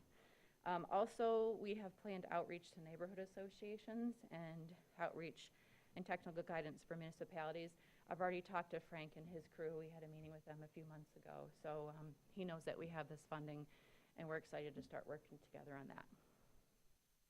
So that's all I had. I don't know if you want me to do questions, Ann? I'd like us to do questions on each Okay. segment, since Okay. you're doing it in 2 different ways. Sounds So good. Do we have questions right now? Go ahead, Heather. I have questions, of course. So with the snow melt and stormwater pollution, Would a consistent riparian buffer help with that? So the hard part about salt is that once it dissolves into water, there's no getting it out. So unless some scientists can figure out a way to disassociate those molecules from each other, but once the salt gets in the water, even if you have an infiltration system, even if you have a buffer, it's going to get into the lake, or I'm sorry, the creek, but All right. yeah. My other question is, what do you call it, a square culvert, a box culvert? Mm-hmm. Is it made out of concrete? Yes. So how long I mean, they used to be these big metal I'm gonna look round exact for that things, one. right? How long do concrete box culverts last? Oh, is that right? A long time. Wow, okay. Yep.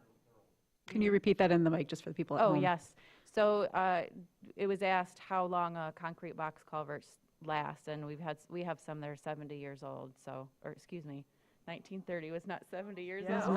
Almost 100. So longer None of than us the want to big admit that, metal but it's almost round 100 years ago. Like 100 years. So it's a while. And what we're trying to do is right size the culvert. So I didn't say that earlier, but a lot of the culverts are undersized or misaligned, and so the problem is that you get an undersized culvert and you get a bunch of water trying to get through, and it can't all fit through, and so it's Absolutely. spewing out the other end and backing up on this end. So, and that's not good. So that's what we've been trying to do. Thank you very much. Yep. Mitch? Yeah, to that point, 11th Street is one of these undersized culverts. In the Great Flood of 2020, it was both undersized and how it's currently configured with a sharp bend in the creek immediately Yes. upstream that happens to catch logs and other debris. Yes. During that flood, the creek rose 5.5 feet, and I was able to take my canoe fully over 11th Yes, Street. I heard that you were canoeing down the roads. So I am glad to see Yes. it done. I'm very grateful of the work that's been done Yes. already. Mhm. You did say, though, that 11th Street is or 7th after 11th is the end of your vision of replacements within the city. Mhm. So you don't have on the docket, even if funding isn't available now but could be in the future, replacements on tributary AA where culverts Oh. under under Elmwood, Elmwood. near 7th Street, and under Madison Street near Division, near Front Street, sorry, are Yes. also undersized. Yeah, And we in the haven't last, talked about tributary AA. Zach and I haven't, but we could. I will say that the tributary AA crossing under Elmwood, that was in the NOAA grant, but when we started doing the site investigations, and Zach can correct me if I'm wrong, but there was a water and sewer line directly underneath where that culvert would sit. So if we opened it up and made it an open bottom culvert, we were afraid that it would erode out and then expose those sanitary and water pipes. So we would need to figure out a different fix for that one. So right now, it's not on the list. and also it can be a logistically difficult Yeah. culvert to replace, since the extension of Elmwood or the trail connecting to it are both non-motorized pathways. 11th Street, yes, it's a street that gets regularly used, but traffic can enter that area through other ways. Oh, But right. there isn't a real way to bypass traffic on Elmwood. Oh, you mean for during construction? Yes. Yes, that is always the tricky part, and that's what I let the city deal with. That is our job. All right, any other questions? Thank you for part one. That was great catch-up. Thank you.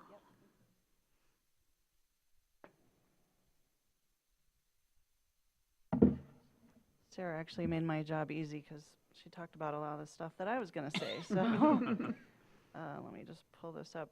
So this is the preliminary plan for the culvert. It's in the packet. I think it's the last page of the memo. So as Sarah talked about, the goal of the project is to protect and restore aquatic life in Kids Creek by maintaining proper stream dimensions and sediment transport, which will also improve water quality. And this will be accomplished by replacing the undersized and misaligned culvert at the crossing. So hopefully you can see this okay. This is the current alignment of the creek where I'm kind of, can you see my hand on there? Yeah. So you can see it kind of takes a bend there, and then it goes underneath the culvert here. So we're proposing to straighten out this alignment and eliminate that bend in the creek, which will help obviously slow down the water, help with erosion control. And the existing culvert is 9 feet wide by 4.5 feet high, and the proposed culvert will be 16 feet by 4.5 feet high. Also, we'll be shortening the length of the culvert. You can see the old one was longer than the proposed, which restores more of the natural creek bottom.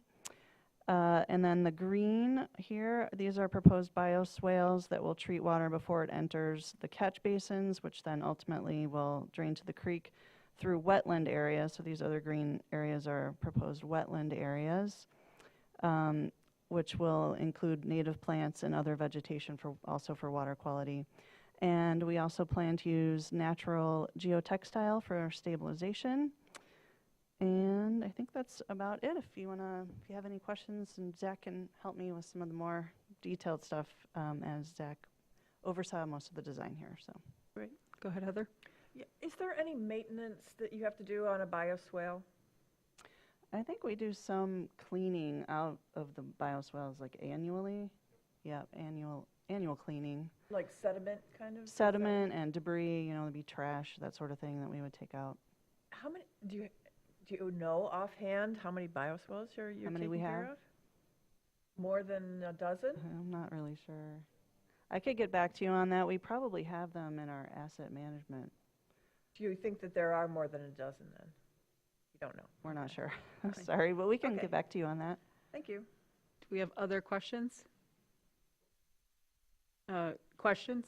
Yes. Okay. I am very grateful to see the bioswales in this design as somebody that has taken a boat, not just over 11th Street, but under 11th Street through this culvert. It is rather low clearance thanks to the fact that the creek is constricted through there. And yes, I can stick my head up through the existing storm drains. So the fact that stormwater will have a slightly less expeditious route to dump all the potential contamination that it has into the creek is a good thing for the health of the waterway. Was that a question? Comment more like, expressing Okay. gratitude. Was that wrapped up? Do we need another part for you? I feel like. I just was going to do part 3, which Perfect, was yeah. Requesting the approval of the agreement.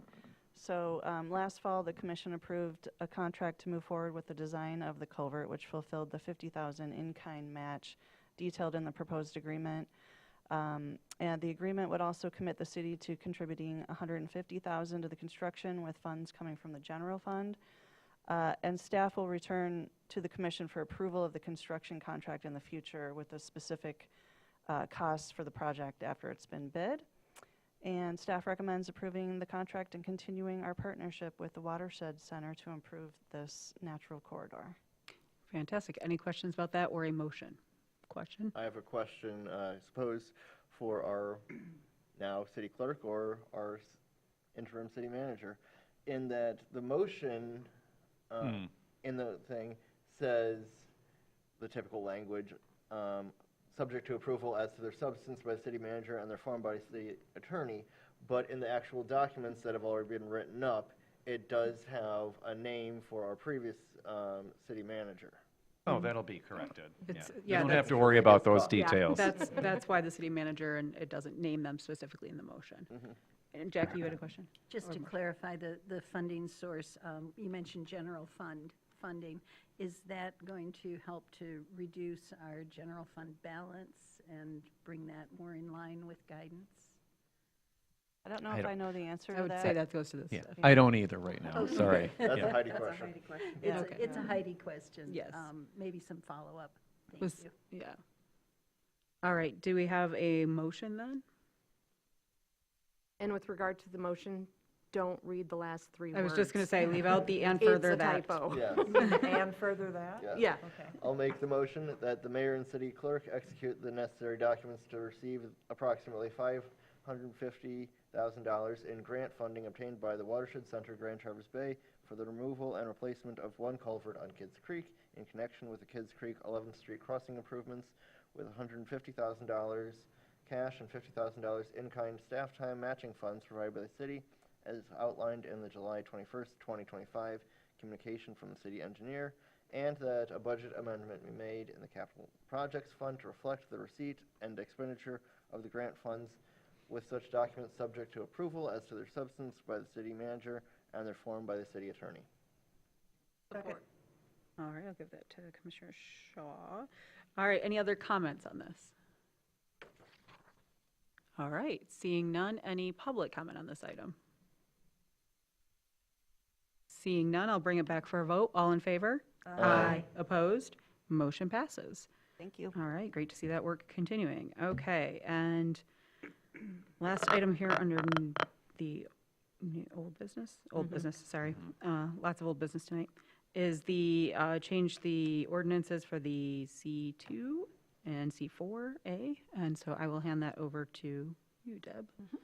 So the commission has had this issue brought before them, I think, multiple times in regards to the rezoning of the 300 and 400 block of Union Street.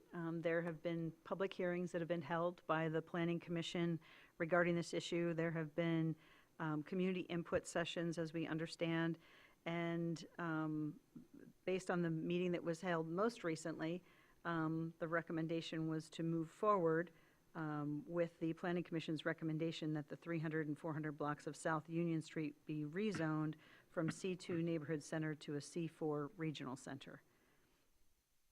And I believe if there are any questions, we can answer those. Do we have any questions or a motion? Go ahead, Heather. I don't have a question, but I do have a question about my conditions. Well, we need to have either a motion or a question up front. The statements are I'll after make a a motion. motion. There you go. That amendments to the Traverse City Code of Ordinances, which would rezone the 300 and 400 blocks of South Union Street from C2 Neighborhood Center to C4A Regional Center, as recommended by the City Planning Commission, be enacted with an effective date 8 days after publication. Support. Thank you, Commissioner Treadwell and Mayor Pro Tem. Okay, Commissioner Shaw. Okay, so I talked a couple of weeks ago about this rezone and my two conditions. The first one was that that we have a zoning amendment for C4A that requires a green roof for all new construction above 30 feet. You can go to 45 feet with this new upzone. And I left it at 30 feet because I thought that property is so precious that nobody's going to want to stop at 30 feet. They're all going to go to 45 feet. And so I've had 2 weeks to think about this, and I've talked to other people. I've talked to some developer friends from Detroit and Memphis, and they all say, oh my gosh, the future is Traverse City. And that downtown property is so precious, and you have to do everything you can to protect it because people are coming. So I want to amend my condition to not just C4A, but to all C4s. I want green roofs on all C4 new construction. So, stormwater management is the big dirty elephant in the room all the time. And we've been talking about it for years, but we've never figured out how to pay for it. And the city should be paying for stormwater management, just like we paid just now for the Kids Creek culvert. But I don't see why the city has to pay for stormwater management for new private construction. And a green roof is not a huge deal financially for developers. In fact, it's a cost saver. Grand Rapids is way ahead of us on this, and so I got a lot of information from them. According to the University of Michigan, the average cost to build a green roof is about $550,000. The cost of a regular roof is about $410,000. But over the lifetime of a green roof, you will save about $240,000 because it insulates and it lasts 3 times longer than a regular roof. It lasts 60 years. So this is not a huge deal for developers, but it is a huge deal for our downtown because we have 23.7 acres of rooftops. Green roofs are a good thing. They cool and insulate, and they remove 52% of ozone. They remove 27% of nitrogen dioxide and 14% of particulate matter. Now, we have a big ozone problem around here. We've had one since at least 2019, which is why we are designated a regional hotspot for climate change, because we've already gone those 2 centigrade degrees above what they say is the tipping point. We also have, over the last 2 years, a lot of particulate issues because of the fires in Canada and out west. So these green roofs will help, because forest fires are not going away and Chicago is not going away. But northern Michigan it's being designated all over the media as a climate refuge. And at the same time, we are growing like tropical weeds up here. So the people are coming. They're going to come whatever the cost or the inconvenience, because they've been told it's safe. And it's up to us to make sure that it stays safe, at least as much as what we can do here. The few things that we can do. Green roofs is something that we can do right now at very little cost to developers and a huge advantage to Traverse City. It's supported by the master plan. It's supported by the strategic plan, and it's generally supported by the residents of Grand Traverse Bay, who consistently rank the natural environment as one of the top characteristics that contribute to a high quality of life. We do not have to give anything away in this upzone. People are going to come, and they're going to build downtown no matter what. Traverse City is a hotspot for climate and for population. This is a very small ask for developers and a huge gain in cost savings, energy independence, local control, and resilience. So that's my first ask. I don't know if you want me to stop there? I do, because our city attorney has been trying to get my attention. Yeah, sorry. So I have nothing against green roofs, believe me. And I think it's a good idea to encourage that, but the zoning ordinance is probably not the location in the city's regulations to do that. We have a stormwater ordinance for that, and the problem with including requirements like this in a zoning ordinance is that it's not necessarily tied to the land use, so it could be ruled to be an exaction. So you could have that overturned pretty easily, and we've seen that happen downstate. There was a case in Canton where that came up. And so I think it's a great thing to talk about on a long-term strategy, but I think we need to look at our stormwater ordinances or other places in the ordinance that we can tie it to a rational basis other than the land use. And we have those things in the stormwater ordinance already. And so I think that we need to look at that and beefing that up. We can't use zoning as a method to fundraise for stormwater. Does that make sense? That's not going to work legally for us. Jim? A non-legal opinion now. I don't disagree with what was said, but the strategic plan and the upcoming discussions, to me, are a great opportunity to be talking about stormwater. Because what we run into, and for commercial property, new commercial property is required to treat all the stormwater that falls on their property, especially on their building. Some might get away if it's not 100% built on. The problem is old property. There's nothing that requires them to ever upgrade or do anything to address the stormwater. So the E. coli that gets into the bay and closes Sunset Park, that's probably largely from the downtown area through the river, in the culverts and the cities at fault too, because of parking lots and streets and such. But I really think that through the strategic plan, that's the opportunity to talk about how do we incentivize? Like, if we can't use sticks, how do we use carrots to get property owners and to get the city to start addressing existing problems with stormwater? I don't disagree that it's a problem, but to me, at least new construction is required to treat their stormwater, not necessarily by a green roof. Maybe staff can work with outreach to try to encourage maybe there's carrots there too, like their underground construction for water infiltration can be smaller if they provide a green roof, and maybe there's some economies of scale for them there. Anyhow, just my thoughts. Thanks. Yep. You presented your first. We'll come back to that. You've got part 2 now. Yeah, I'm disappointed. I mean, we're just basically not going to do anything. Okay, so my second condition was a corridor plan. Now, I looked at the corridors master plan from 2013, and its overview and purpose was to improve the appearance, function, and vitality of the commercial corridors. There was no attempt in that corridor plan to critique the current traffic flow or to recommend alternatives. Nonetheless, in this strategic action plan, key actions and projects, which was a staff survey undertaken by department leaders, which was in our strategic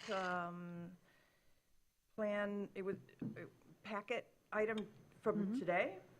7th Street is called out as a less prominent corridor and is in the planning stages, a corridor. I personally do not want to see 7th Street become a traffic corridor. I think that it's going to totally squeeze the residences between State Street and 7th Street, and then further west there between Front Street and 7th Street in a vice of commercialization. There has to be a better way to handle traffic. Let's see. I guess, just as I mentioned before, people are going to come here. They're going to come here no matter what. They're going to come here to pay top dollar to come here. And that alone puts our neighborhoods at risk. So let's not add to that by voting to support traffic corridors through established neighborhoods. I'd like to have an ad hoc set up as my condition to talk about traffic flow in the city and how to make it better, safer, and faster for all modes of mobility and all residents with their mobility needs. Thank you. Anybody? Go ahead, Jackie. This is not a question, it's a comment. That's okay. We've got a motion, and we don't have to worry about Great. that now. I'm going to be voting against this proposal, and I want to take one more attempt to explain why. When it came to us 2 weeks ago, I asked how it supported our newly adopted strategic plan, and we were told that this was a prime example of proactively managing urban design, strengthening placemaking and neighborhood character, and supporting environmental sustainability. My concern is that we received a portion of that story. For example, the actual strategic pillar on urban design states proactively manage urban design to protect local character and community feel. And I believe the second part of that pillar has not been fulfilled upon, and that we have a conflict between master plan and strategic plan. If you look at this zoning change in that context, you'll see the conflicts with the strategic plan. It replaces buildings that have currently a maximum 6,000 square foot footprint with buildings of an unlimited size of footprint. It replaces 70% impervious surface limits with 100% limits, potentially adding risk of runoff, contamination. It replaces uses by right such as florists and groceries and hardware stores and restaurants with use by right for convention centers and hotels. So in short, what it's doing is shifting the buildings on these blocks from a residential and human scale to much larger commercial scale. And that, to me, doesn't fulfill on the pillar to protect local character and community feel. So I understand perfectly that the property owners on these blocks of Union Street are endorsing and supporting this proposal. Their land values will increase with the upzoning, as well as their incentive to demolish current buildings and rebuild in the regional center model. So looking at it through the lens of our strategic plan, I can only vote against it, and I hope that perhaps some of you will consider doing likewise. Thank you. Commissioner Thanks. Treadwell. Well, again, I'll argue that our current zoning code is not reflective of the community environment and the neighborhood character that exists. It requires that buildings be smaller than they currently are, shorter than they currently are, cover less of the area than they currently do. Most of the buildings that exist could not be built under C2 classification or operated like they are right now. One change that will come with converting to C4A is an expansion of a change to C4 zoning that we implemented, or this board implemented a couple years ago, that requires first floor uses at the door facing the street to be primarily retail, restaurant, or other commercial activity, not to be used for parking, not to be used for housing, not to be used as a short-term rental. All those uses could be allowed right now, so you can tear down a building and convert it to a parking lot. You could purchase a whole block in this area and convert it to a parking lot. But changing to C4A requires that we at least have storefronts on every parcel there, which I see as a preservation of that historic commercial district. Also, this change, though it comes before us, initiated by a specific property owner concerning 2 specific parcels, was expanded to 4 blocks, counting 2 blocks both sides of the street,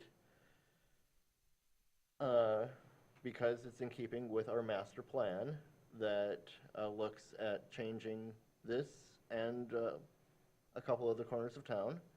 And it's consistent with all the discussions that we had leading up to that, and with the goals that have been set for the Planning Commission now several times now, but the most recently ones identified 3 specific corridors for potential redevelopment and not necessarily wholesale rezoning, but looking to see what zoning classification best meets the current and future needs of that area. Those 3 corridors were this section of Union Street, 14th Street between Cass and Division, and Front Street from Hall to Division.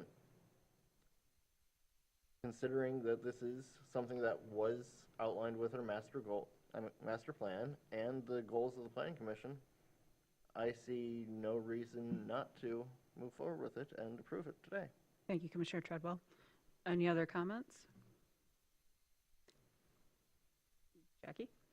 Just a reminder that this body never had the opportunity to vote on the master plan, and that it was a controversial piece of work.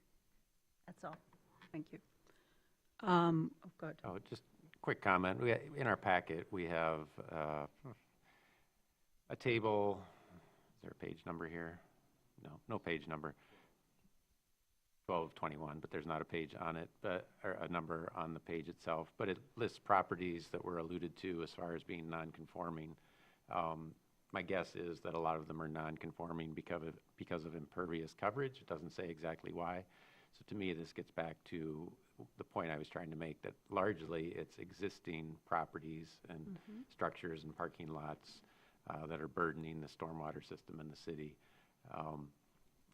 So to me, in a way, I guess why I'm commenting right now is that the upzoning, it doesn't really change that there's still impervious coverage, there's still a stormwater issue.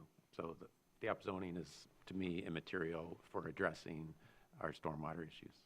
Thank you, Commissioner Warner. I'm going to go ahead now and open this up for public comment. Is there any general public comment on this? Not general public comment, sorry. Public comment on this item. I'm going to read the rules. Yep. We ask that you state your name and address, indicate if you're a city resident, non-city resident, and/or city business owner. We have a 3-minute time allotment per speaker. When your time has elapsed, the timer will beep. And finally, we request that all language be respectful to all parties. My name is Justin Reed. And I'd like to tell about the traffic issue. So when 14th Street gets redone, traffic is going to be going to the other parts, to the other streets as well as along 14th.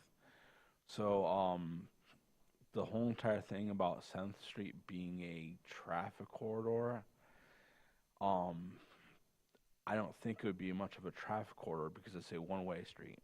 I think that there's really nothing's going to change about 7th Street. It defining as a traffic corridor probably is because you got Central there. So, you know, traffic is going to be everywhere. Traffic is not just simply going to disappear. You have, you know, you can't move traffic everywhere else. It's just not going to happen. We have got stop signs down on 7th. You know, we have traffic control devices on streets to, you know, to go ahead and not make traffic go fast. And like I said, when 14th Street gets redone, it's going to have to be shut down, and traffic is going to go to other roads. So thank you. Thank you, Justin. Any other public comment on this item? Seeing none, I'll bring it back. Go ahead, Mark. I wasn't gonna talk about the traffic because it didn't seem like it was that relevant to this particular item, but I would be interested in said ad hoc or requested ad hoc, and being part of that discussion, as, you know, 7th Street is the only stoplight for westbound traffic from the other side of Boardman Lake to get to Munson. And so several Munson employees are taking that every single morning to get across to the hospital, and that's something to keep in mind. I don't know how you solve that problem by not taking 7th Street or putting a stoplight at 11th, but that's all. Thank you. All right, with that, I will call the vote. All in favor? Aye. Opposed? No. Roll call, please. Commissioner Shaw? Nope. Commissioner Treadwell? Yes. Commissioner Stanley? Yes. Commissioner Anderson? No. Mayor Pro Tem Wilson? Yes. Commissioner Werner? Yes. Mayor? Yes. All right, motion passes. All right, we are on to our new business, and we just have one item here, and this is the motion to go into closed session to discuss the annual review of Lauren Tribble Out. We do this every year. So does somebody want to make the motion? Go ahead, Jackie. I move that the city commission enter into closed session immediately following the public comment portion of the agenda to consider the periodic personnel evaluation of city attorney Lauren Tribble-Locht as requested by the city attorney and as authorized by MCL 15.268A. Thank you. Support. Thank you, Commissioner Treadwell. Any public comment on this item? Seeing none, I'll bring it back. All in favor? Oh, no, sorry, roll call. Got it. Commissioner Treadwell? Yes. Commissioner Stanley? Yes. Commissioner Anderson? Yes. Mayor Pro Tem Wilson? Yes. Commissioner Werner? Yes. Commissioner Shaw? Yes. Mayor? Yes, motion passes. We'll go into closed session after the final public comment, and no motion or no action is anticipated. So we will come back to adjourn, but there's no action anticipated at this time. So we'll continue with the rest of the agenda and then public comment and go into that. So now we're on to appointments, and our first is for the Officers' Compensation Commission, and I was on this ad hoc with Commissioners Stanley and Warner. So we had very accomplished nominee for this position, so we're very lucky. So anybody want to make the motion, or any other comments from anybody on the ad hoc? I'll make the motion that Karen Anku be appointed to the term expiring April 26, 2028 on the Local Officers Compensation Commission as recommended by the ad hoc committee consisting of Mayor Amy Shanrow, Commissioner Mai Stanley, Commissioner Tim Warner. Support. All right, thank you. Any public comment on this item? Seeing none, all in favor? Opposed? Motion passes. Okay, and now we've got the Coast Guard City Committee. And we've got their recommendation here, and I know there had been some issues to clear that up, and they were, so we'll go ahead and take a motion or any comments if anybody from the ad hoc wants to. What, Mark? I'll just move that Stan Simons be reappointed to a 3-year term expiring August 25, 2028, and Deborah Ankerson be appointed to the term expiring August 25th, 2028, seat previously held by Steve Perdue on the Coast Guard City Committee as recommended by the ad hoc committee consisting of Commissioner Stanley, Commissioner Treadwell, and Mayor Pro Tem Wilson. Support. All right, thank you, Mayor Pro Tem and Commissioner Treadwell. Any public comment on this item? Seeing none, I'll bring it back. All in favor? Aye. Opposed? Motion passes. And lastly, we've got a couple DDA appointments here. And that was a ad hoc that was myself, Commissioner Stanley, and Mayor Pro Tem Wilson. I did want to point out that one of our nominees that we're putting forward is Caitlin Early, who also serves on the Arts Commission. She would likely not be able to continue serving in that role. However, there is an Arts Commission representative from the DDA, and she has expressed interest in taking that if she is appointed to the DDA board. So I know she has leadership on the Arts Commission and is active on that and has no intention of actually derelicting that board if she is nominated, or if she's approved. So with that, I would take a motion.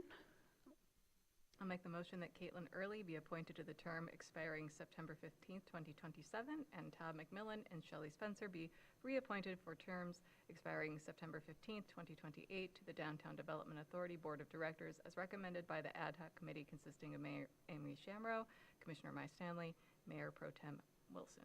Support. Okay, Commissioner Stanley and Wilson, thank you. Any comment on this item? Go ahead, Jackie. Just a question, whether there was any discussion among the ad hoc members about Ms. Early's employment with Tart Trails and the potential overlap or potential for conflict of interest, given that the DDA has been a contributor to some Tart Trail projects, and if she is open to recusing herself from votes on any such projects. She has mentioned that before, that she is willing to recuse. She mentioned that in the interviews, that she works for TART and that she's always willing to, listen to how that works with her stuff. Now, because most of the DDA funding and grants and et cetera end up being approved by us at the end, she's not a direct beneficiary of it, but is very aware of that there could be a conflict of perception, so. Thank you. Yes. Any other questions? Seeing none, any public comment on this item? Seeing none, I'll bring it back. All in favor? Aye. Opposed? Motion passes. Okay, and really quickly, we'll go into reports and correspondence. Is there any reports or updates anybody wants to give us from their respective boards? July's pretty quiet, so I'm not surprised. Mitch? The Grand Traverse Commons Joint Planning Authority had our meeting last week, our quarterly meeting, when we went through the first half of our master plan review. That master plan was written up in 2009, and perhaps more than any other part of town, the Grand Traverse Commons has seen a lot of change in its 15 years. So there's a lot of updates to be made about what infrastructure exists, what the status of building construction and reconstruction is, what residential and commercial tenants exist in that area. Thanks, that's great. Any others? I'll just add really quickly that we have the DDA meeting on Friday, and we did, one of the items was the updates on the Civic Square plans, and the two that had gotten whittled down, but there is still public comment being taken, and there is a public survey. So as well as weighing in about your parks, please feel free to weigh in about the Civic Square as well. And that is online, so anybody can take that. All right, with that now we will move into general public comment. So if you have any public comment on anything under the sun, it does not have to be any of the agenda items from tonight. All right, quiet bunch. Seeing none, we will bring it back. I will go ahead and I guess, recess this meeting while we go into closed session. Again, there's no action anticipated after this. We'll just come back and adjourn the meeting. Thank you all. Have a wonderful night.